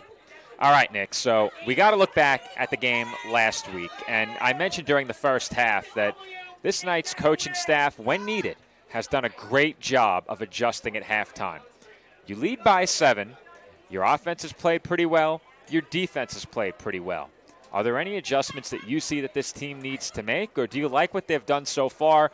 In terms of the good things, what stood out to you? Well, I'll show you one of the replays right here. That was the biggest pivotal point of this first half. 4th and 13, big passing touchdown from Nugent, finding the wide open receiver down that sideline. We talked about that sluggo route. Allsburg did a great job right there to get the touchdown. What's really stood out to me really in this first half, the Knights are struggling a little bit on the rush defense, but that is to be expected. The Sayreville offense is tough to really stop with that formation that they've been running this entire night. But something the Knights have been really taking advantage of is once they get into penalty issues, they've been able to force Sayreville to get into those passing plays where Sayreville feels a little bit uncomfortable, it feels like at points at times, throwing the football. So if the Knights can figure out a way to stop the ground game and force them to throw, which we mentioned earlier on, that could be the key to the Knights' defense in the second half, getting the job done. The key thing also as well, Joe, 14-7 lead for the Knights to start the second half. They will get the second half kickoff as well. It feels really important for this Knights team to go out there and at least get some type of points to start the second half and put this Sayreville team down 2 possessions to start the third quarter. And, Nick, a great point you made. Obviously, if you're the Knights, you're looking to force the Bombers to put the ball in the air, and I think a great first step toward doing that would be to score on this drive, whether it's a touchdown or a field goal. You make it a 2-score game, and all of a sudden, that puts a bit more pressure on this Sayreville offense. And to their credit, they have found a lot of creative ways to get the ball in the hands of their ball carriers, and we've seen it pay off with the touchdown drive. They'll need that a bit more consistently. I think above that right now, they're looking for a stop on defense. And Nick, something that's come up in the live chat more than once is the clock. Nick is not in view of the venue clock. Our scoreboard is completely independent of the scoreboard in the venue. So our scoreboard is not synced with the venue scoreboard. Nick is operating our board manually. He does not have a perspective of the game clock. So we are doing our best to keep the time verbally and let everyone know where we stand, but the clock is not up on the screen for that reason. Nick simply can't see it. He has his back to the clock, and he would have to look out and around.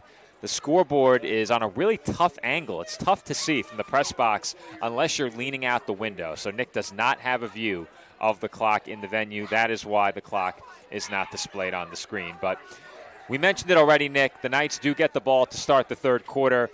Their offense really seemed to hit another gear late in the regular season. Going into the playoffs, they were playing their best offensive football of the year. We saw a lot of dynamic plays from them both in the air and on the ground during the closing weeks of the regular season.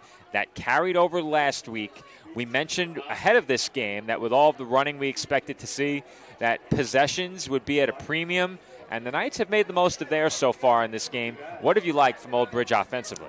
You have to look at what they've done in the ground game in terms of getting good blocking for Brody Nugent and company to get some rushing plays. I'm trying to find, at some point, I will find the touchdown run that Nugent had to start this game, but it's really been about the pass protection and the run protection. Nugent's been able to find some big plays. I found the rushing touchdown that started the scoring here tonight, and this is one of the big plays of this game. The double fake screen on the outsides. He goes up the middle and finds that seam. That's been really impressive about this Knights offensive line so far, that they've been able to get Nugent those running plays up the middle of the field against this Sayreville defense. And what's also really impressed me was that big play for the Knights defense before they got that go-ahead score on that fourth down play. We'll see it right here one more time, Joe. It was right now the turning point of this game, too. They go with the trickery play, that being Sayreville, and perfectly read play. Ball comes out. Knights go and get it scooped. And a few plays later on that fourth down play that we showed earlier, they would get the go-ahead score and hold on to this current 14-7 lead to start the second half. We've said it all season long, Nick. When this Knights defense has needed the big takeaway, they have found a way to get it. When they've needed a big stop late in games, they've found a way to get it. And getting a look at that replay of the strip sack right there, I think Barkasi did punch that ball out. He did. It looked like the ball carrier attempting to deal a stiff arm chose the wrong player to try and stiff arm because Barkasi got that right hand in there. And I think he did punch the ball out, so credit to him for the forced fumble. He already had it on the stat sheet. We weren't sure if he actively punched it or if it came loose. Looks like he might have punched that one out. So a great defensive play becomes even better with a second and now maybe even a third look at it. But the Knights offense will take the field first. The clock in the venue is running down to about a minute and a half to go before the start of the third quarter. Nick, any final thoughts before we begin the second half? I think for both sides, look at it like this.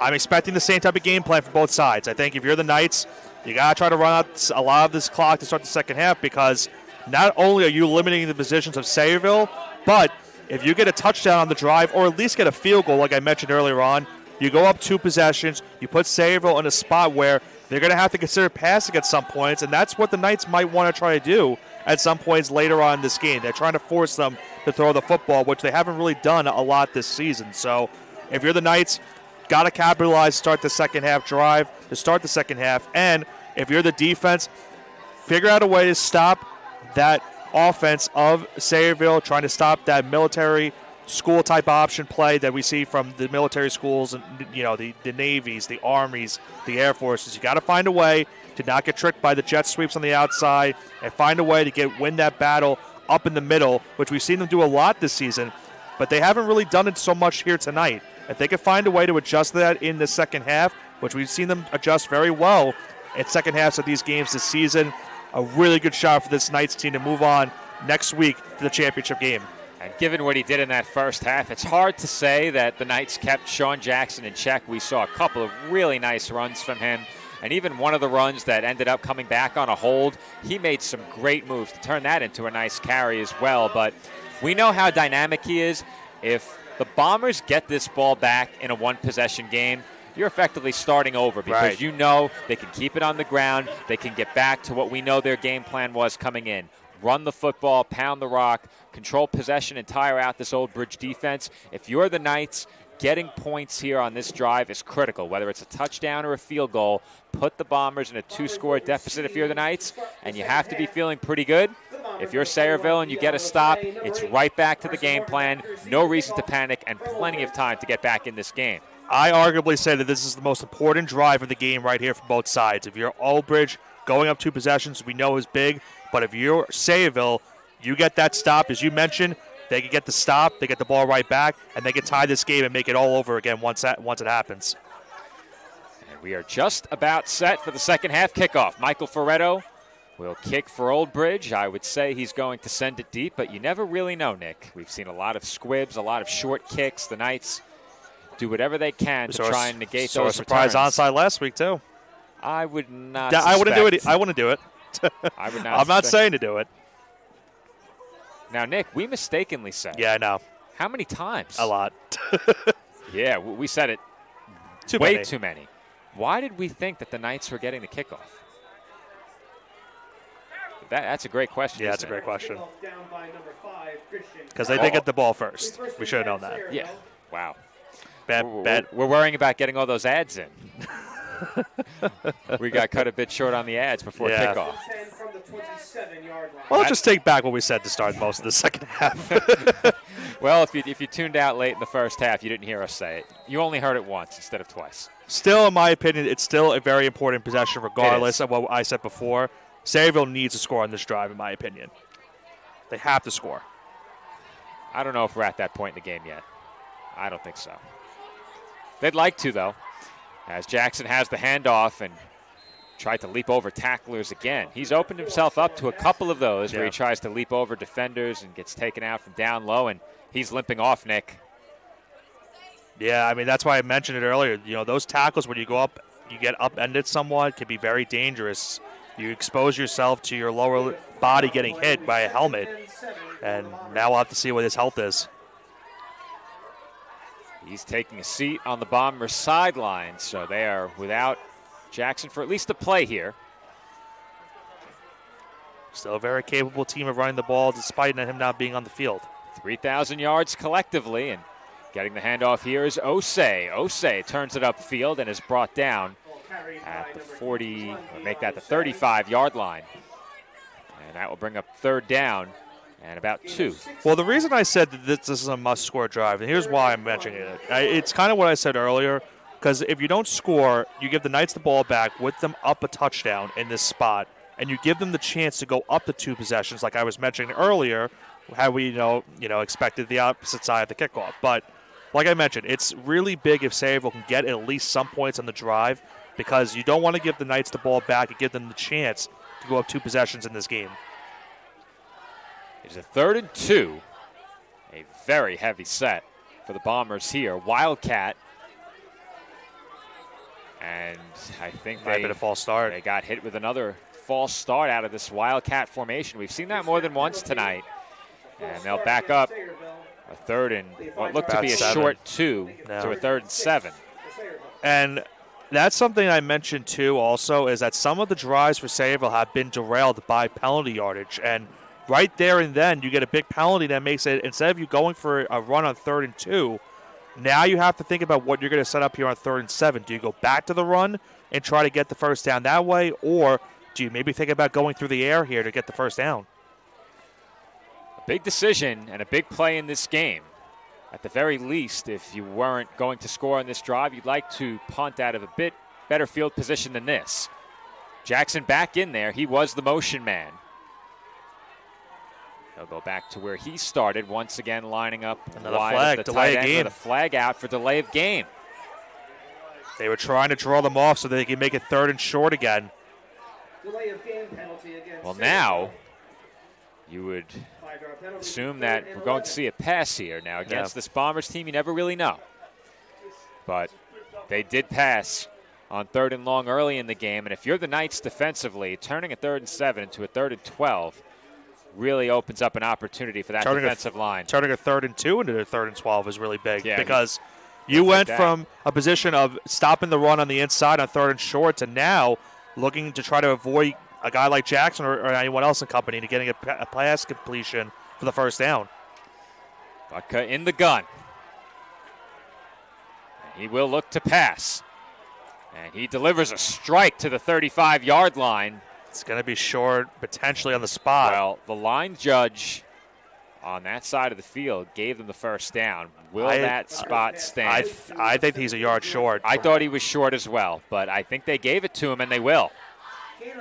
We'll get one more look at it, and I think the Bombers benefit from a good spot there. Yeah. That was a strike from Butka. A good throw and a good effort to make it close, and if you make it close, you'll get that spot from time to time. Let's see on the replay. I think, if anything, it must have been the second effort, because initially he wasn't there. He got tackled. I thought it still looked to be. He wasn't close, Nick, but yeah, he was close enough. The direct snap goes to Jackson. He breaks one tackle, but not a second, as he's brought down about 2 or 3 yards behind the line of scrimmage. And how many times have we said the name Justin Valinati tonight again to Joe? Great tackle right there to make it about, a 3 or 4 yard loss on that play. This Knights defense doesn't miss many tackles, but if they do, there's usually a second man there, and so often that man is Justin Valinati. One of the hearts and souls of this defense. In the biggest game of the season, makes a nice play right there. He's made a big couple plays here tonight. It is officially a second down and about 14. They lost 4 on that one, and they'll pick up about a yard. 3 of that here. Ball carried by number 2, Sherwin Apia.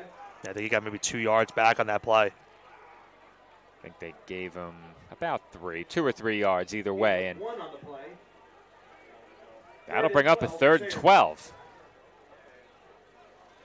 And once again, Nick, it's 3rd and 12. Yep. They pick it up through the air on the last 3rd and long. You'd expect them to go back to the air here. See if that Knights pass rush can get home. It's been good protection up front when they've looked to throw in this game for the Bombers.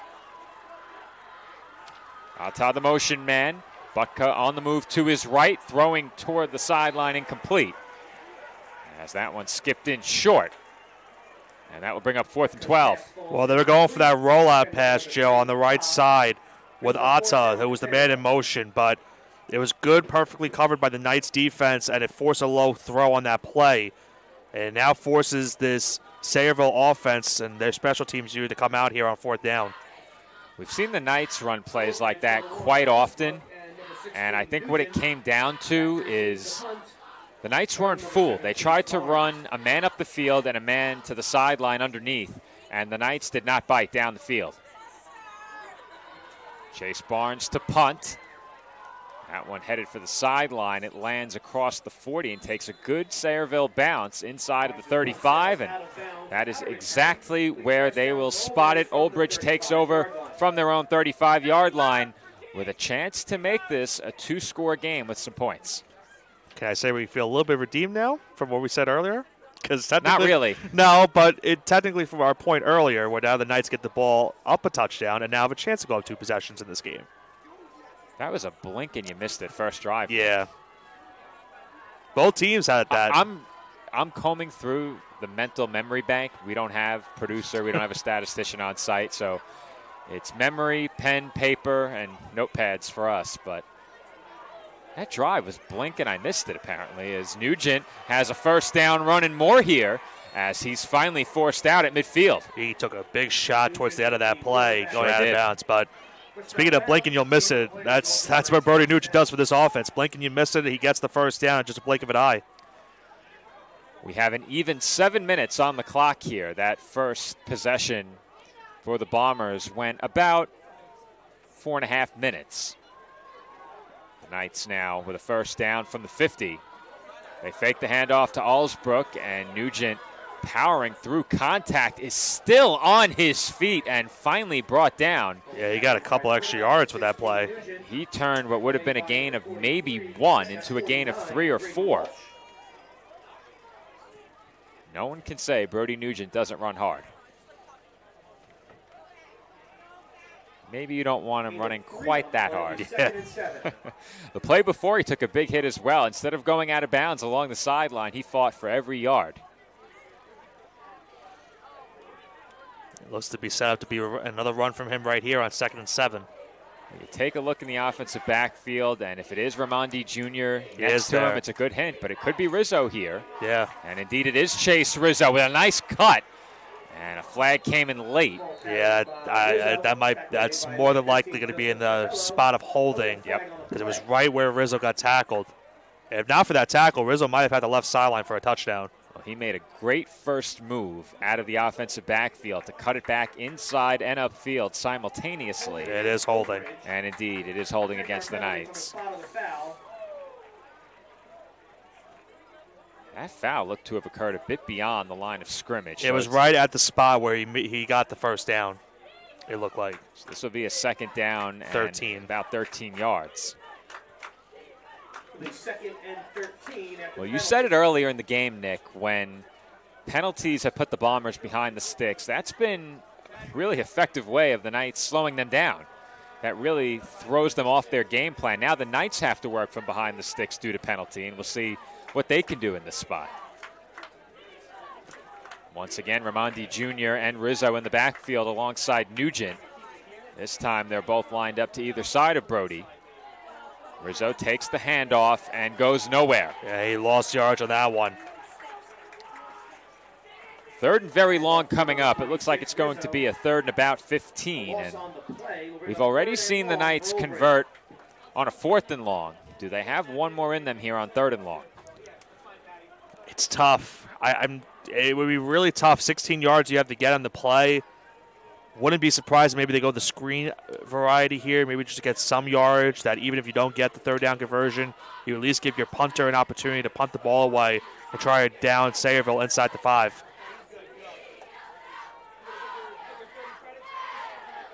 Big moment in this game for both teams. The Bombers punted it to Old Bridge to begin this third quarter. The Knights looking to keep their first drive of the half alive.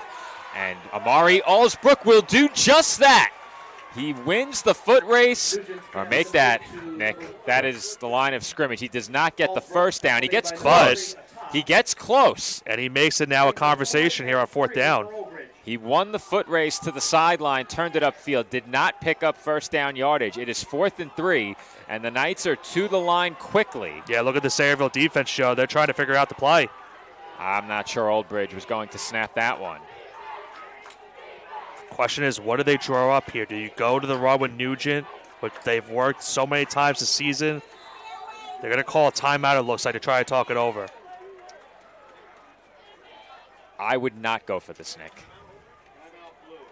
Sayreville will call the timeout. If I'm the Knights, I would not go for this. And what do you think? Yeah, I don't know. I think if anything, what you could do, here's what I would do, Joe.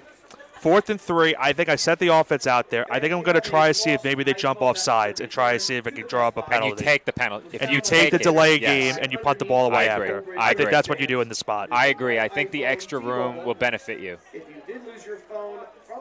I think you can risk it because, again, if you don't convert here, you're basically putting Sayreville just around the 50-yard line, and you don't want to give them that field yardage. So I think they come out here, try to draw them offside on a penalty. If they do, they get the first down. If they don't, take the delay game, punt the ball away, and as I mentioned earlier on, try to see if they can down it inside of the 5-yard line if they can.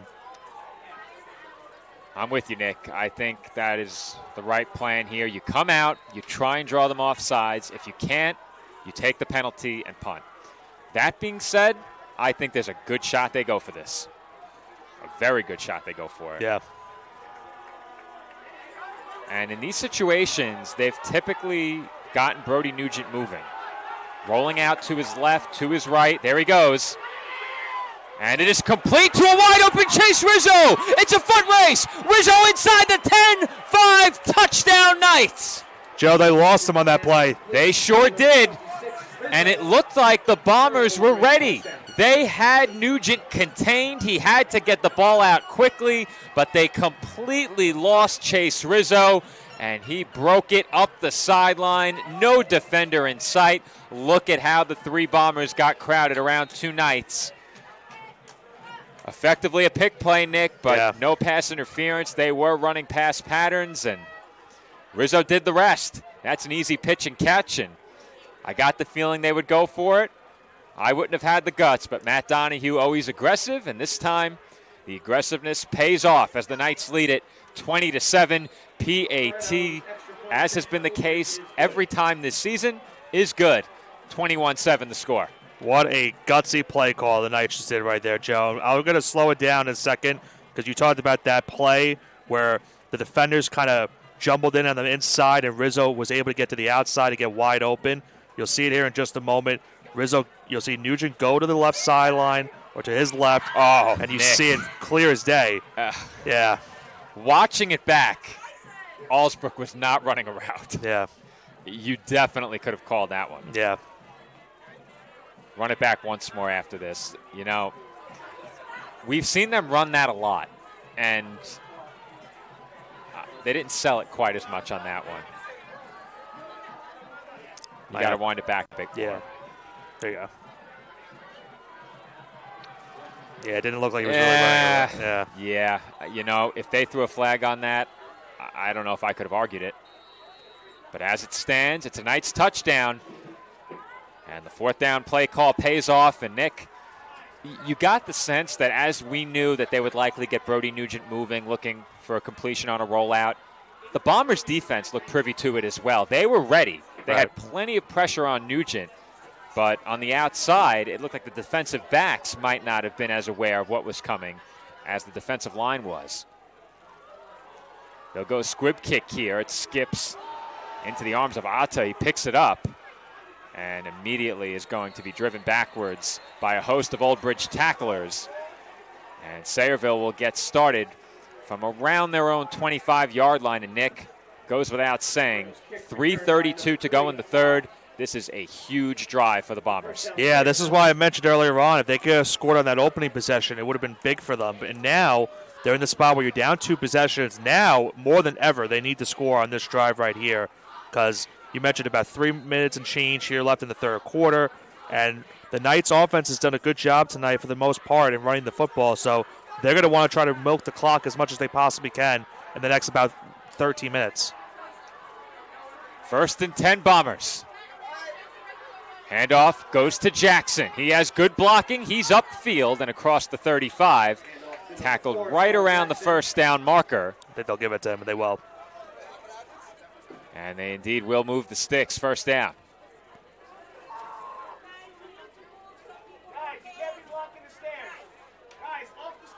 And it looks like there was a Knight down at the end of that play. There is. Trying to get the number. Yeah, I think that's Noah Rios who was grabbing at his leg at the conclusion of that play. So it is a first down for Sayreville at the 38. I believe you are right. I think it is Rios. Didn't see anything at the conclusion of that play. It looked like he was getting set to return to position, to return to the huddle. And ended up grabbing at his leg. Hoping maybe it's a cramp or something, nothing too serious. Typically, when you see a player grab at the calf, that is the issue on the play, and trainers are out there attending to him right now. But Nick, the Knights defense did what they had to do to begin this third quarter. Got a stop, got the ball back in the hands of their offense, and when it's come down to situations, 3rd and long, 4th and long, we've seen it now since that Hunterdon Central game. Plenty of times the Knights have found themselves behind the sticks. They have been completely undeterred in those spots. Allsbrook wins the foot race to the sideline, makes it a 4th and 3 instead of a 4th and long, giving them the chance to go for it. They capitalize on that chance and score the touchdown. Their 2nd touchdown of the game on 4th down. As Jackson takes another handoff here, he's across the 50, across the 40, across the 30, inside the 20, inside the 10, and finally tackled just outside of the 5-yard line. Joe, that's one of the more impressive runs we have seen here at PDF. I want you to watch how he ran on this play. He'll get the inside handoff to start the play. He has the outside wide open. Look at the planting of the foot. 1 plant right there. 2 plants right there, another plant right there, breaks the tackle, and then lowers the helmet to get the hit and get the first down. An incredible run right there to set up 1st and goal. You can change directions without compromising your speed. It makes it that much more dangerous as a ball carrier. And he is right back out there in the backfield. Split back formation here. Apia back there as well. Jackson takes the handoff and fights forward to about the 3 or 4 yard line, and that will bring up 2nd and goal. 2nd and goal from the 4. And we saw this in the game against Freehold Township last week, Nick. The Knights went ahead by 14. That lead was gone in a matter of seconds. Certainly no time to get complacent if you're Old Bridge. If you're a Knights fan, that's certainly on the back of your mind right now. Thinking about that game from last week too. Has to be. 2:20 to go here in the third quarter. 2:20 on the clock in the third. The Bombers taking their time as they break huddle on 2nd and goal.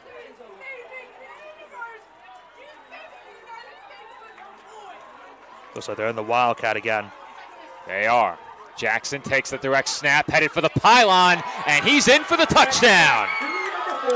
Pretty much a walk-in touchdown right there for Jackson. Well blocked up front by Sayreville, and Jackson is in for the Bombers' touchdown, and we have an 8-point game. Jackson once again just doing it himself in that Wildcat formation. Great drive for him right there. Had that big run to set them up inside the goal line, and he gets the touchdown to make it now an 8-point game with the extra point pending. They run it to the weak side. They stack the left side of that line as the PAT is up and good, and the blocking tremendous. You said it, Nick. Effectively a walk-in for Jackson. And just moments after the Knights made this a 14-point game, Sayreville has pulled back to within 7. Our score, 21-14. Old Bridge in the lead. And now Sayreville needs to stop more than ever here on this drive, Joe. Old Bridge, a very important drive for them in this game. Would love to get points once again to go back up double digits, but if they get stopped on this next upcoming drive, they're going to give the Bombers a chance to try to tie the game on the ensuing drive afterwards. Just when Old Bridge jumped out to the 14-point lead last week, it was a one-play drive that was preceded by a big kick return. And also, if I'm Old Bridge, I'm looking out for anything on this kickoff.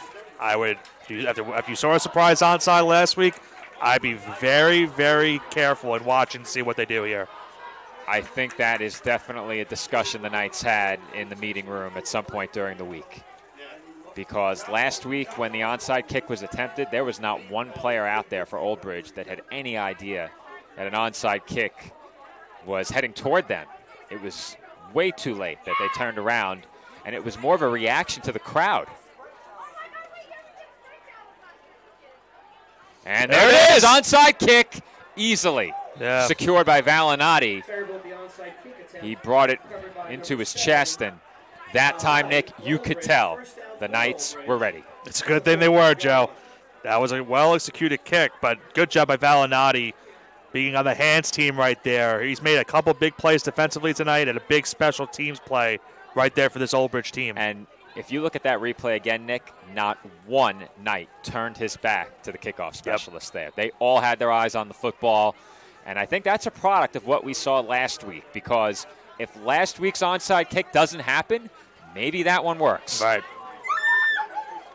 And you know the Bombers are aware that an onside kick was successful against this Knights team last week, as Nugent will keep here on first down, and he's across the 50 down at the Sayreville 49-yard line. About a 6-yard pickup right there for Nugent. And I think it's really big for Old Bridge to get that recovery now. I think the game plan is going to be run the ball like they've been doing most of this game, try to draw some clock in this one, because you're not trying to give Sayreville a chance on their next drive to have a lot of time. Hopefully you can get some points as well in the drive and go up 2 scores once again. Ball at the Sayreville 49-yard line as Nugent looks over toward his sideline, and now the Bombers have put some pressure on their defense here. We have about 1:15 to go in the third quarter. And the Knights don't have to go all too far to get into field goal range, as Nugent is stopped at the line of scrimmage. And once again, Joe, it was Chase Barnes, the first man point of contact for this defense. No gain in the play.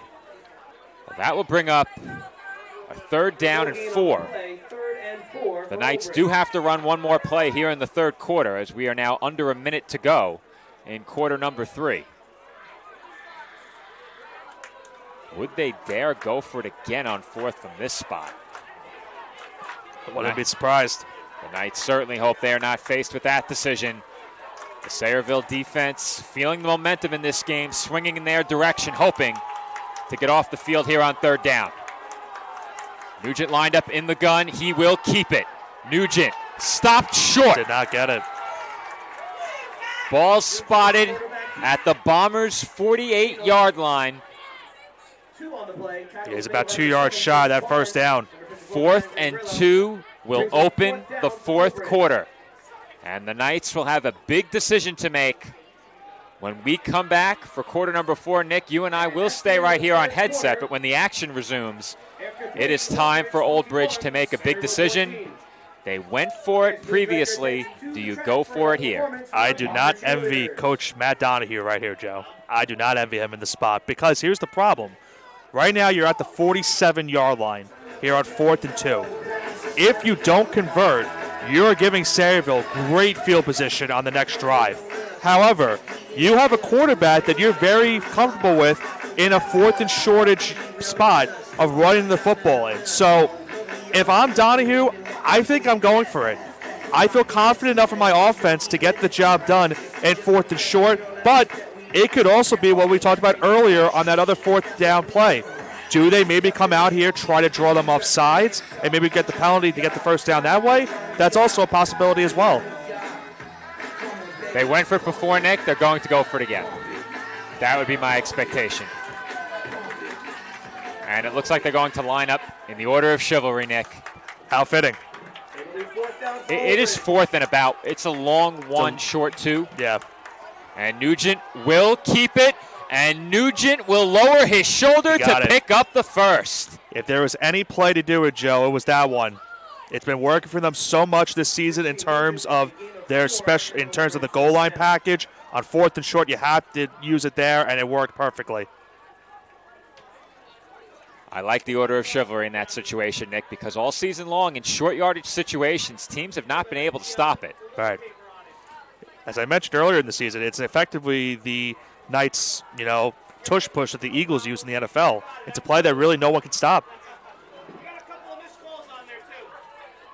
Nugent now in an empty shotgun set. And he will look to throw. And that's incomplete.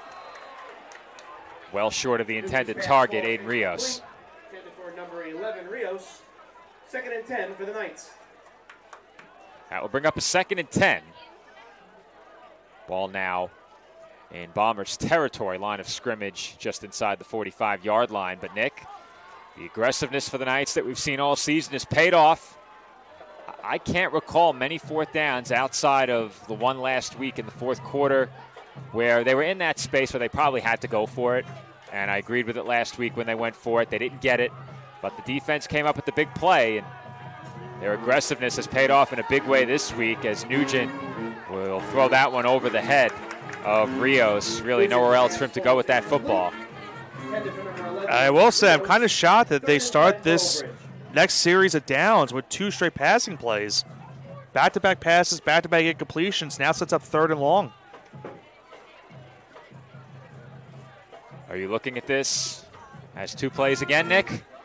I think you have to, right? I think you have to, yeah. The way they're coached. You got to get some type of yardage, though, to make that the case, though. For sure. Because if it's 4th and 8, I don't know if I would go for it in that spot. I think there's a chance they might. I agree. I definitely think there is a shot, but I don't know if I would do it. But that's why I'm here. Exactly. That's why we're up here. Nugent will look to throw. Airing it out. Downfield. Osbrook. Incomplete. No flag either on the play. It's now 4th and 10. Great coverage there by Sherwin Apia. But, Joe, there is a flag, though, at midfield. A late one. It's going to be holding on the Knights. Do you accept this? I don't think I would. That's a big decision for Mark Poor. I know the live chat will have their opinions. Are you accepting this holding, live chat? I don't think I would. I think the Knights are just going to punt the ball away, Joe. I don't think you could risk it on 4th and 10. I wouldn't accept it. I would force them to make a decision because anything can happen. Right. We've already seen it. 4th and 13, they scored a touchdown. Right. Number 14, Andrew Provenza, back So to it's a receive 4th the and punt. 10. Nugent is the punter. So keep that in mind as well. If they give him the opening, he could throw, but he's throwing. He is complete. Wow. They had no room on the sideline. It looked like Nugent was going to kick it, and instead he delivers a strike to Griffin Nugent. First down, Old Bridge. Incredible. Well, Nick, maybe they should have accepted the holding. I guess hindsight. What do we know? Hindsight is 2020, hindsight Joe. Is 2020. I wouldn't have accepted it. I would have forced them to make a decision, and they came out in punt formation. These are some of the gutsiest calls I've ever seen in a football game. Matt Donahue is doing tonight. We watch a lot of the NFL. We see the Lions do this a lot, where they go for a 4th down a lot. I can't recall someone doing it this much in terms of 4th and 10s like that. Matt Donahue has pushed all the right buttons tonight, Nick. And now Old Bridge with it inside the 35. Nugent will keep on first down and somehow was able to get back to the line of scrimmage and pick up a yard. I thought for sure he lost 2 yards on that play. He gets at least a yard. Second and 9 for Old Bridge. 2nd and 9 for the Knights now. And this has got to be frustrating for Sayreville, meanwhile, Joe. They've had them twice on 4th down. They've not been able to get the stop. 4th and 13, touchdown. 4th and 3, touchdown. 4th and 10, fake punt pass, converted. The story of this game, Nick, has been 4th down. Yeah. Empty shotgun backfield. Nugent hit immediately, and he crumpled up in a very awkward position there. Number 54, Brian Zangrillo. Doesn't look like he got anything on that play either. Well, they made him pay on that carry. Old Bridge now facing a 3rd and 8.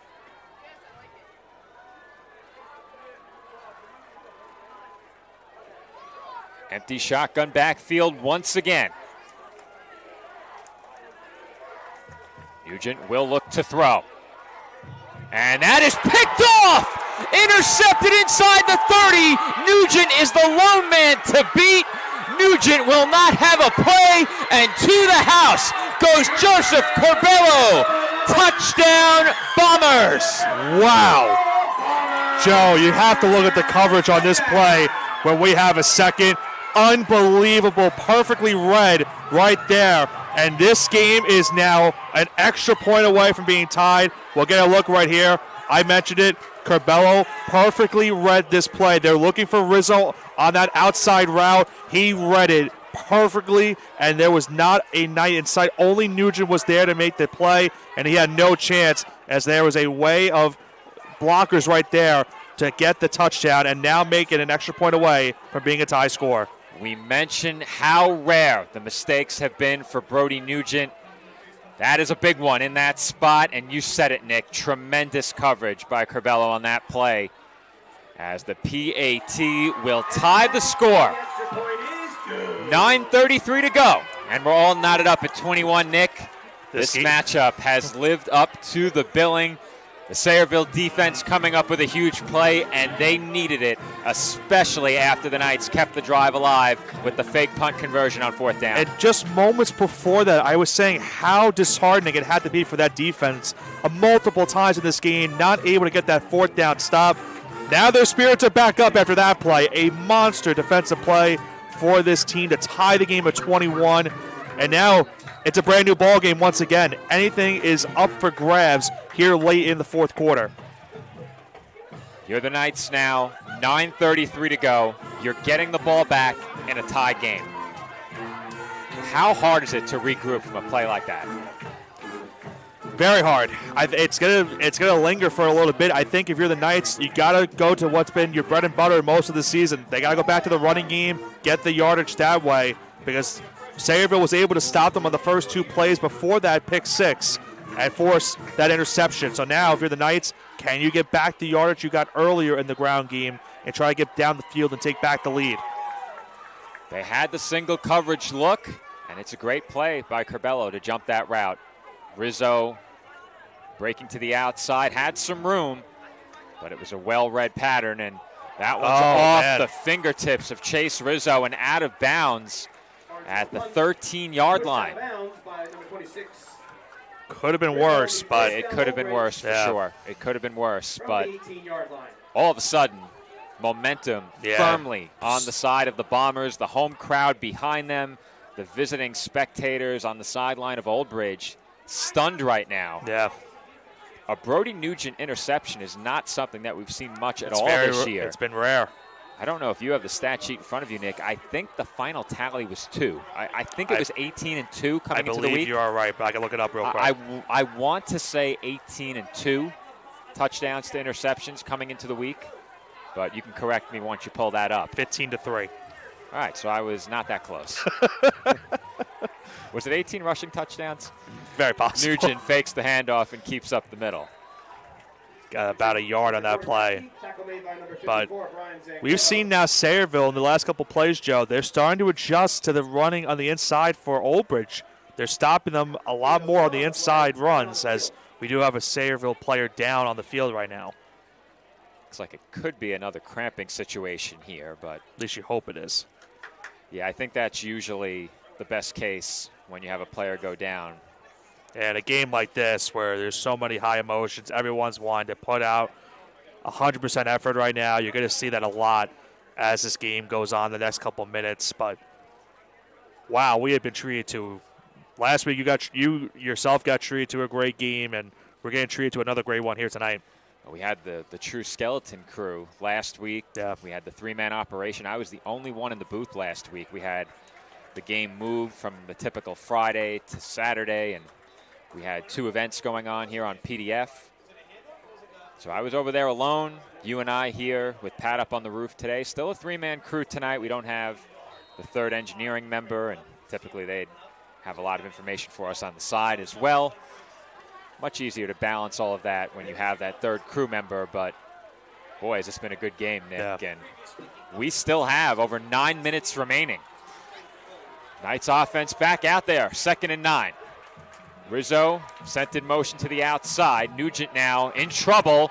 Will throw it away. And again, Nick, that didn't reach the line of scrimmage. Yeah, it did not. Yep, there it is. That's the right call. The question is, though, Joe, where was he on the play? I don't think he was in the end zone. Was he at the 1-yard line? He was very close. From the end zone. I think they marked him right at the 1. I think he was at the 1, Nick. Yeah, he's at the 1. I mean, we have. I mentioned it. We talked about it a couple times this season how Old Bridge's defense has been able to adjust in terms of, getting the good defense in the second half. Sayreville's defense, outside of the 1 touchdown they gave up on that 4th down play, they have adjusted so well to this offense for the Knights. And now, 3rd in a very long 22 about yards, the Knights really can't do much in the spot.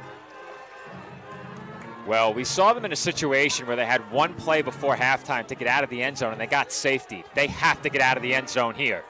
Nugent will throw. Complete over the middle and tackled around the 15 or 16-yard line was Cam Olivencia. But you'll take that if you're the Knights because at the very least it gives your punter some breathing room. You don't have to punt it from your own end zone and tighten that window where you snap the football from the 1 and move your punter up to the end zone. We've seen it before where teams get caught in that position and snap it straight through the end zone inadvertently. And Joe, I'll show you the replay again after this punt, but I noticed something on that play for the Knights. Santos with a punt. Very high one. A lot of air on it, and it bounces inside of the Old Bridge 40 where it is down by the Knights. So great starting field position for Sayreville. Nick, let's go back to what you were going to point out on that last So we'll see right here. Nugent's going to throw the ball. They have 2 receivers in that same spot. I'm wondering if the catch is not made by Olivencia, could Rizzo have caught that ball, maybe gotten a couple extra yards? They were in the exact same spot.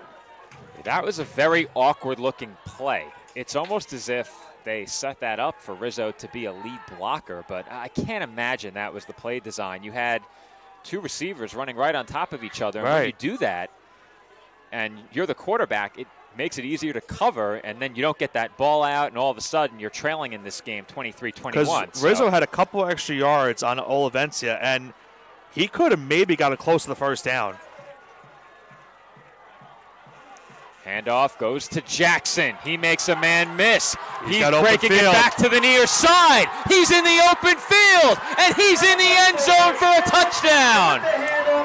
Joe, he's done it again, and you'll see it again in a few short moments. He plants his foot again. He found the right side of the field. There was not many Knight defenders on that side of the field, and this game has changed in the blink of an eye that quickly.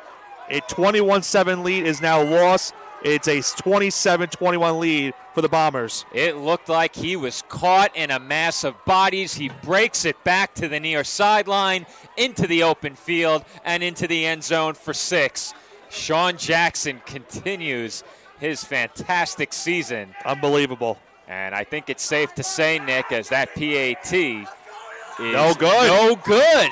Oh, man. Nearly blocked and no good, wide to the left. So, and if the Knights can get a touchdown, Joe, they are an extra point away from taking the lead. Ferretto has been automatic on, so you have to feel pretty good if you're the Knights and you can score.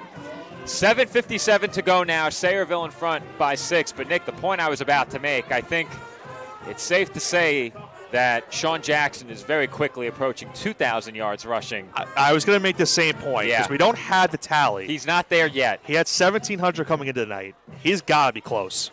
Well, he has to be near. He has to be. I had him at near 1,800. He was close to 1,800, wasn't he? 1,761 going into the night. Okay, so he was closer to 18 and 17. I don't think he has 250. You don't think he has 200 yards? I don't think he has 250. But 200's there. Well, he picked up 40 on that one. On one drive, I think he had. He's closing in on 200 for sure. I don't think he's quite there. Okay. But he is closing in. And there's still a lot of game left. He could sure is. He could certainly get it. He needs one drive and he could get it. Yeah. At this rate. One more run like that, he might be there. And a flag on the kickoff. A false start. Or off start. Yeah. We've said Offside. it. We've said it more than once already this season. On the rare occasions where Old Bridge has been put in tough spots and been playing from behind, this team has shown resilience. They're not completely untested. Right. There have been a lot of lopsided scores, but you forget, in games like the Edison game, they trailed in that game. Right. And in the game against Freehold, they trailed, albeit by just a point early, a bit more later. It was 14-7 in that game before they tied it. But this team has played from behind before, not quite on this stage, and we'll see if they have a comeback in them now as Rizzo on a good run back is across the 30, across the 40, and out of bounds around midfield. And remember, I talked about it earlier. They were down up 21-7. I mentioned it. You don't want to have that score from last week linger where you had the 2-possession lead and it was lost. Fortunately, it's been lost again here tonight, but a nice kickoff return right there sets you up almost around plus territory where a touchdown and extra point give you back the lead. 7:47 to go as this drive gets started. And we cautioned, Nick, when the Knights were leading 21-7. They were leading by 2 scores last week as well. It was 31-17. That got away in under 2 minutes, and it took just 2 offensive plays. That last drive, just a couple of plays. Nugent throwing over the middle through the hands of Allsbrook, incomplete. And they can't afford to have that right now, Joe. Allsbrook wide open, just right off of the hands. They have to have that catch right there. Now, Nick, was that last drive 1 play or 2? 1. So 1 play drive strikes again against Old Bridge. When you get a second, Nick, I just need you to do a quick sound check with that AirPod of yours on the live stream.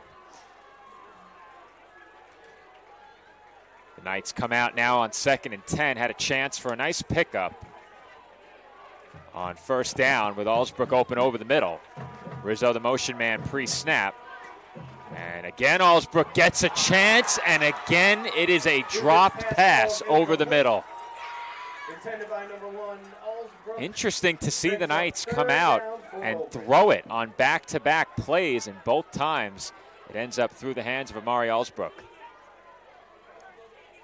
Yeah, the audio should be fine. I haven't heard anything. Just wanted you to run that check. We had a mention of it in the live chat. Well, now it's 3rd and 10. The Knights have been aggressive all night. They still have 7:38 on the clock. And we'll see if they consider this 4-down territory. They've been extremely aggressive tonight. If they can get some of this, Nick, I think they go for it. 3rd and 10.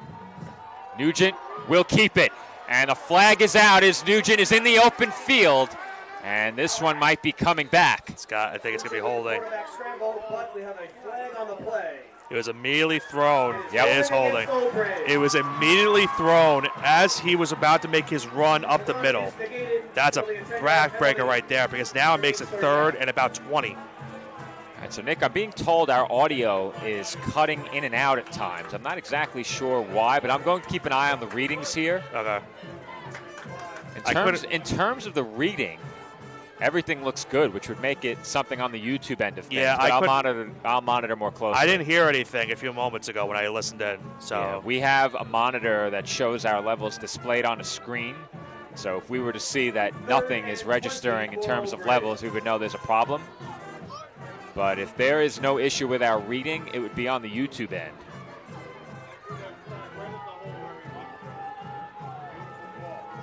All right, we're being told the audio is fine from a lot. Without the third man being the engineer to monitor this stuff, you have a man with a headset on trying to monitor everything. So that will bring up a 3rd down and 20. And it's an early snap. Nugent was not ready. Nugent, rolling to his left, is forced to throw it away. It just seems like everything is unraveling right now for this Old Bridge team, Joe. You mentioned it, a quick snap that was not ready for Nugent. He had to just make some type of a play, and he basically throws it away. 4th and 20, they're going to have to punt. They have no choice. Certainly no choice but to punt it here. And you would think that they're going to send Santos out there to punt as well, so no option to throw it. Not that they would on 3rd and 20, or 4th and 20, I should say. But they need good yardage on this punt right here. This game has completely swung in the direction of Sayreville during a stretch of about 8 minutes. And there's a good punt. Knights hoping for a good bounce. They won't get it. And it comes to rest at the 35-yard line. That's where the Bombers will get started. And a score here certainly could put this game away in the closing minutes. Yeah, and the Knights really need to stop right here, Joe, at this point, because they're down 6. A field goal will still do the trick for Sayreville. That puts them up 2 possessions. So they need to stop more than ever. The biggest defensive drive of the season right here for this Old Bridge defensive unit. And I think something you mentioned earlier comes into play as well. Not sure we'll even see a field goal attempt under any circumstances, but you mentioned the season long for the Bombers is only 25 yards. Sayreville in the gun. Jackson takes the handoff, patiently waiting for his blocks to develop, and he is across the 40 and down just past the Sayreville 45. That is good for a 1st down. And Joe, you'll see it here. There was not a lot of players on that side. That's why I was very confused by the Knights standing up on that play. You'll notice in just a second, not many Knights on that right side of the field, and that led to Jackson having a lot of grass to get that 1st down marker. And not only is he an explosive runner, he's a patient runner, and you can see that, Nick. Waiting for those blocks to develop. If he tries to bounce that out too quickly, there are going to be some Knights there waiting for him. He allowed the blocking to develop, showed off that speed, took it up the sideline, and picked up a 1st. He now lines up in the Wildcat. Osei the motion man, and again on that same play. Yeah, the Wildcat has seen no fewer than 3 flags, maybe even 4 come out against Sayreville. And the 5-yard penalty will back the Bombers up into a 1st and 15. Well, if I'm the Knights, they've taken advantage of a couple penalties tonight. They need to take advantage of this more than ever. We're under 6 minutes to go as the clock winds down to 5:45 remaining in the 4th quarter. And we made the point earlier, Nick, all season long, this Knights defense has come up with big stops when this team has needed it. They need one more than ever right now. Watch the Jets sweep. And it does go to Jackson on the sweep. The Knights are there to meet him. He breaks 1 tackle, but not a second. And that is a big loss on the play as Michael Kavas comes in to make the tackle. And the Knights are actually grateful that he broke that 1st tackle a point, because that awarded them a couple of extra yards in terms of the loss on the play. It's now 2nd and about 22 on this one. Knights defense has pushed the Bombers all the way back inside of their own 35. This drive began at the Sayreville 35. And as you said, Nick, it is now 2nd and 22.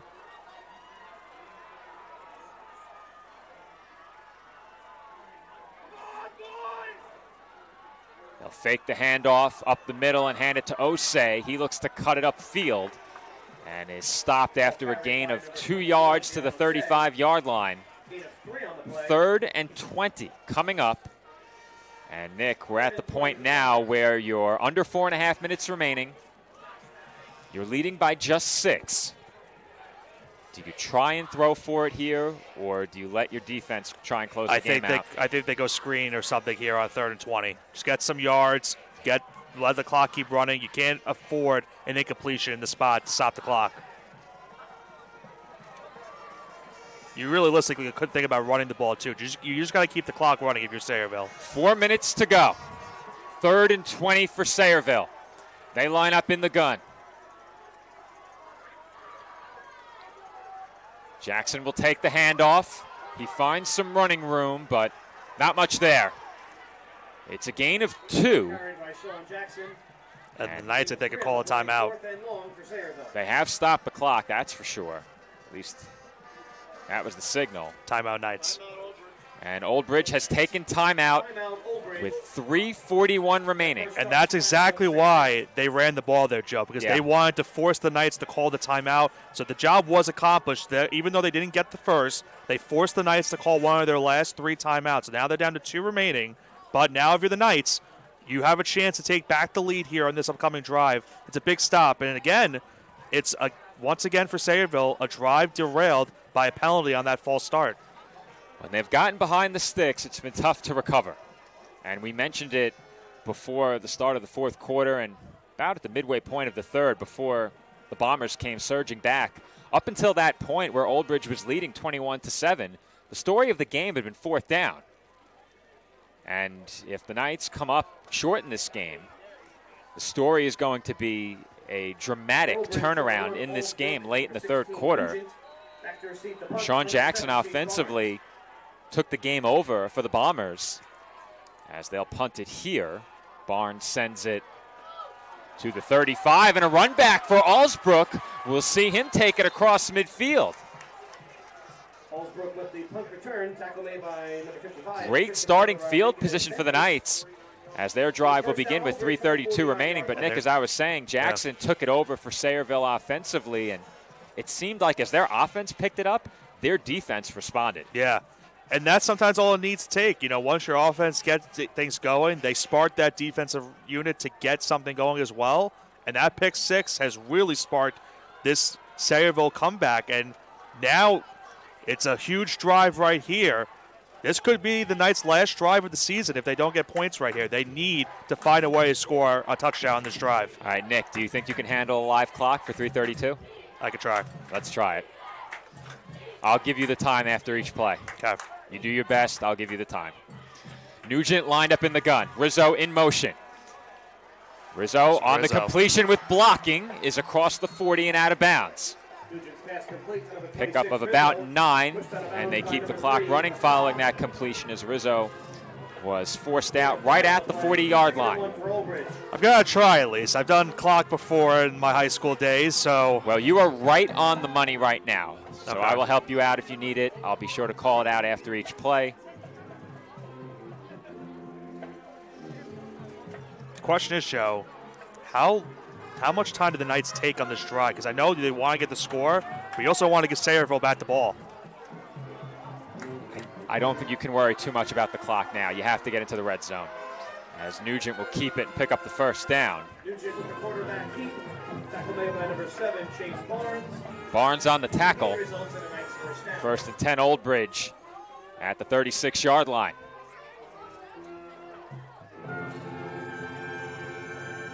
We are behind the Sayreville spectators, and this is as quiet as it's been in quite some time. Everybody on the edge of their seats. Nugent in an empty shotgun backfield. Allsbrook the motion man. Nugent to throw. Running out of time. Airing it out. Allsbrook has it. Out of bounds inside of the 15-yard line. And now, Nick, you're at that point. Now you can start thinking about it. You're at that point where you can start to take some clock with you. And the good news for Old Bridge in this scenario, you can pick up a first down at about the 3 or 4 yard line. So if you're the Knights, keep that in mind as well. You can pick up a first down, and at that point, you might leave Sayreville with no timeouts. Well, we're looking at on the clock right now, Joe. I have stopped at 2:10. I'm assuming it started running after? 2:18. 2:18, okay. 2:18. All right, so it's a little bit ahead. It is stopped at 2:18 right now. Rizzo takes the handoff, looking for room, and won't find any. Handoff to 26, Rizzo. Tackle made by number 54, Brian Zangrillo. So Sayreville, did they take timeout following that last play, Nick? I'm not going to lie, Joe. I didn't hear what the question was because of the band. Did Sayreville take a timeout? Not that I saw. Yeah, they have 2 remaining, and they took one earlier in the half, correct? They did, yes. Right.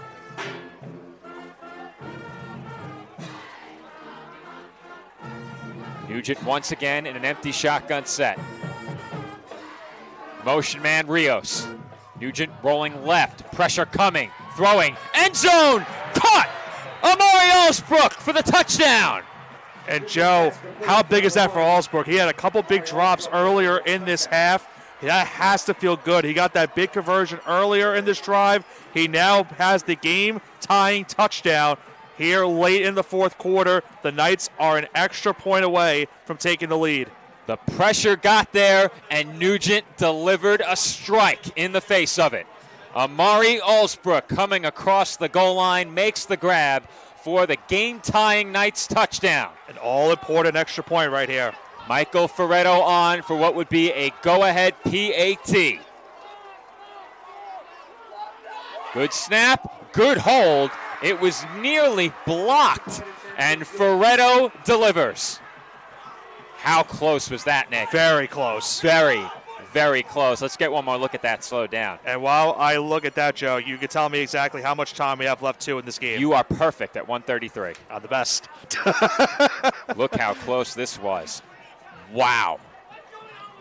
In disbelief was Adrian Cecil on that play. He got in, got 2 hands up in front of the football, and could not get a piece. And keep in mind, Joe, even though they gave up the touchdown, you are down by a point. You have 2 timeouts, 1:33 remaining. You're still in a good spot. It's not over yet, obviously, but we've talked about their field goal kicking this season. They haven't kicked much. They've only had 6 attempts on the season, and their longest field goal is 25 yards. So they need to get into the primest of territories to set themselves up for a potential game winner. Well, Nick, before what could be an incredible final 93 seconds, I want to thank our audience. This is now the most viewed live broadcast in the history of the PDF Sports Network. Unbelievable. Over 1,000 concurrent live viewers. We thank everyone who was tuned in tonight. They're getting treated to an unbelievable game. 1:33 to go. And Ferretto sends a squib kick inside of the 30. It is scooped up there by Atta. And he is driven backwards by a host of Old Bridge tacklers. Sayreville will take over at their own 32-yard line. And Nick, we mentioned it coming in on the season. They had attempted just 67 passes. Pass attempts have been few and far between tonight. You have 2 timeouts. I still think they run the ball. I think they try to run it at some point, but if the Knights know that and stop you behind the line of scrimmage, force you into using your last timeout, you're in a really difficult position. You have Jackson in the backfield. I think you try and get it in his hands, but not running. They'll fake the handoff. Butker rolling to his right, will complete, have to get out of bounds here. And a flag comes in late. We'll see what the flag is. Stepped out of bounds. Flag on the Provenza made the grab and got out of bounds, but an ineligible man downfield is the call. Another big penalty late in this game. How much time, Joe? Because I forgot to start the clock to start that play. We are at 1:20. 1:20. So a couple seconds off. That one hurts. 5-yard penalty, 1st and 15 for Sayreville. 1st and 15. You picked up a few there and stopped the clock. I think that would have gone for a gain of maybe 5 or 6. You'll take that getting out of bounds. Yeah. Instead now, It is 1st and 15. And like I said, Nick, I think you have to find a way to get the ball in Jackson's hands through the air. Give him a chance to make a play after the catch. Butka, with time running out, is wrapped up and sacked. Michael Kavas wrestles him down back at the 21-yard line, and Sayreville will be forced to call timeout. Wow, this defense, Joe, stepping up in the biggest spot of the season, getting another big pressure play and getting the sack. And once again, it's a penalty that starts the drive for Sayreville that really haunts them, because it leads to the sack here, and now makes it 2nd and very long after this timeout. A huge play by this Old Bridge defense once again as Kavas gets in for the big sack. 1:13 remaining. 1:13 on the clock when Sayreville called timeout. It's about 2nd. I'm trying to get the yardage. I would say it is 2nd and 22. 22 again. Maybe 21, but I think they've spotted it at the 20, so it is 2nd and 22. They have it spotted at the 21. It's just inside that 20-yard line. Oh, well, I'm sorry. You're right. It is at the 20. I looked at the ball. I didn't look at the ball. I looked at the pylon on the outside, or the chains. Ball at the 20-yard line. It is a 2nd down and 22. Season on the line for the Bombers. The Knights defense hoping for one final stop to clinch it. Butka under pressure. Throws to a wide open man. It's Apia. Apia racing up the sideline, cuts inside, and he stays in bounds, but the clock will stop with the 1st down pickup. It was one that we saw earlier, Joe, that crossing route where they lost him. This time the Knights lost him. 1st down, and the clock will now start running again. The clock begins to run. We are inside of a minute. Nick, you are right on the money at 55 seconds.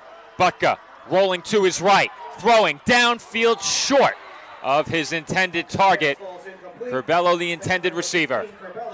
2nd down for Sayreville. Man, oh man.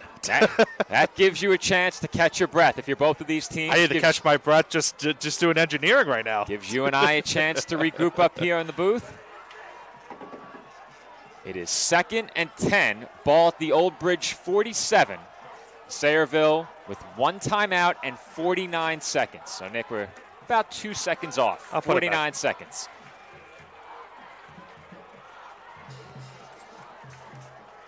If you're the Knights, you have to put that 2nd and 22 play behind you. Yeah. Could it come down to a field goal, Nick? It might. Butka throwing high and nearly picked off. It was through the hands of his intended target and nearly picked. I believe it was Endaz who was down on the turf and had it hit off his fingertips. I know Halloween was last week, Joe, but that was very scary.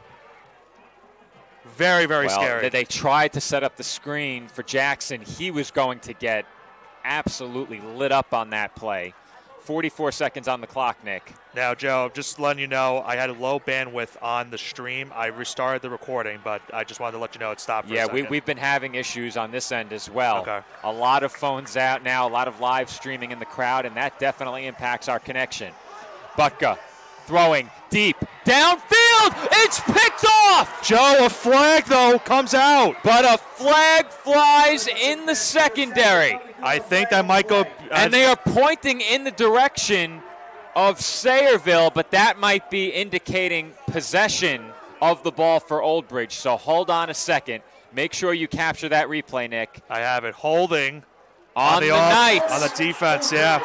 Everyone in the stadium reduced to silence, awaiting that call. And the indication from the official, as we didn't catch. Yeah, we didn't catch the part of it, but I saw it for a split second before that on the play. That's a rough one for the Knights. They had the game right there on the interception. Instead, how much time left now, Joe? 38.8, so make it 39 seconds. As the Bombers have hurried to the line, the Knights got caught with an extra man on the field. They got him off in time. Butka Throwing deep downfield, but well beyond the field of play, out of bounds. And the Knights barely got a 12th man off the field there, Nick. Whew. And coming off a play where there was a penalty and a long discussion, you can't get caught with 12 men there. You can't. And keep in mind, they have 2 timeouts, so they could have. They could have. They could have just called the timeout to avoid that happening. But they also are thinking that we need to save them, maybe, just, God forbid. But they're right now 30, or that being Sayreville, they're 37 yards away from the game-winning score. But, of course, they're also thinking about a potential field goal depending on what spot you can get it to the field. Where would they kick from is the big question. Would they kick? Trips to the right, Butka in the gun, screen pass, Jackson complete. And Jackson not out of bounds. Brought down shy of the 35, inbounds. And a timeout's called by Sayreville immediately. Timeout called with 25.1 remaining. That is the final timeout for the Bombers. So close at 24. But enough about me. Big play right there by the Knights defense to get that tackle because it forced them to use that final timeout. So now all Sayreville can really do is they can get a first down and they have to get quickly to the ball and spike it, or they have to get something to the outside to try to stop the clock that way. Well, keep in mind you have the advantage of the stopped clock after the first down. Right, which is why if you could spike the ball afterwards, that would be big. I think you're looking at a situation, Nick, where if you don't pick up a first down, you have to get out of bounds, or you need 2 plays called in this huddle. Yeah. Because you, of course, cannot spike it on 4th down. And if you pick up the first, then you can spike it and get in what would very likely be your last offensive play call of the game, if there is time for that. I really thought also that they were going to do it the double pass again on that play for Jackson. I know? thought for sure they were going to do it there. They have time for 2 plays, Nick, but they have to pick up a first here to avoid having to rush on what would be a final play of the game on 4th. Butka running out of time. He's got the open field. What a tackle! Down he goes. They can't spike it. They gotta. They have to go. Final seconds. 13, 12, 11. Sayreville back to the line. Season right here for both of these teams. Season on the line. 4th and 11. Butka looking downfield, throwing. Incomplete, broken up at the 10-yard line. And Old Bridge is headed to the NJSIAA Central Jersey Group 5 Championship game. And Joe, well, here's going to be the replay of the final 2 plays. We're going to see the tail end of the second to last play on that great defensive tackle right there. I believe that was 52 maybe on the tackle. I couldn't check the number quickly in time on that play. But we'll then see right here afterwards, it's going to be 4th and a mile. They have to go for it. Season on the line for both of these teams. Great coverage on that sideline. Thankfully for the Knights, they didn't get a pass interference called on that play because they wanted to give them that untimed down. And Old Bridge, as you mentioned, is moving on. What a game. A tremendous game here in Sayreville sees the Knights survive. And Nick, it came down in the end to a missed PAT. Yeah. That was the difference ultimately on the scoreboard. We said it at the time. That could be the play of the day. Michael Ferretto has been perfect on PATs all year. He kept that alive tonight. And once again, Nick, the Knights showing off that resilience when called upon. The defense got the big stop. The offense then came through with the go-ahead score. And one last time, the defense sent back out there with the game on the line, with the season very much on the line for Old Bridge, and they got the big stop. They were pushed back into their own end of the field, but they tighten up.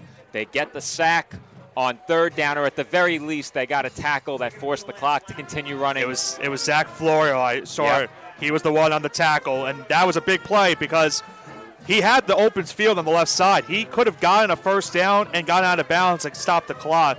If Florio doesn't make the shoestring tackle, that could really hurt the Knights right there. Instead, he makes the tackle, keeps the clock running, forces them to throw it on 4th down, and ends the game and ends Sayreville's season and sends the Knights to the championship game.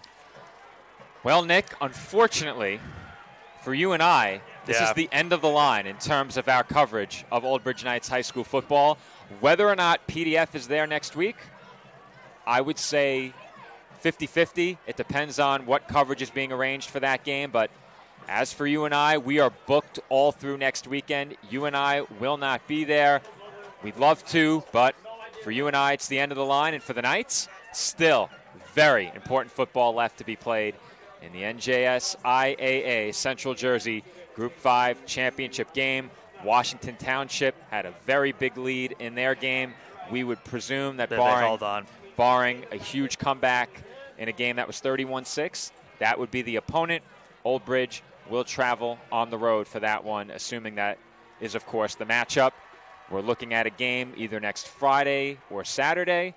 I'd love it if they played Thursday because then I'm available. Right. But we thank everyone again for tuning in. The largest live audience in the history of the PDF Sports Network. Over 1,200 concurrent viewers at one point. Over 5,000 for the broadcast. We hope everyone enjoyed these two teams putting on a great show. My name has been Joe Foreman alongside Nicholas Bavona. Once again, our final score, Old Bridge over Sayreville, 28-27. We hope to be there here on PDF next week as the Knights head to the NJS IAA Central Jersey Group 5 championship game. Barring a late comeback, their opponent will be Washington Township. If that game is not on PDF, it will be live streamed, so be sure to check that out and support the Knights. We thank all of the Old Bridge fans for their support all season long, and thank you to all of the Sayreville fans who tuned in. Everyone, enjoy the rest of your Saturday night, and thanks for watching.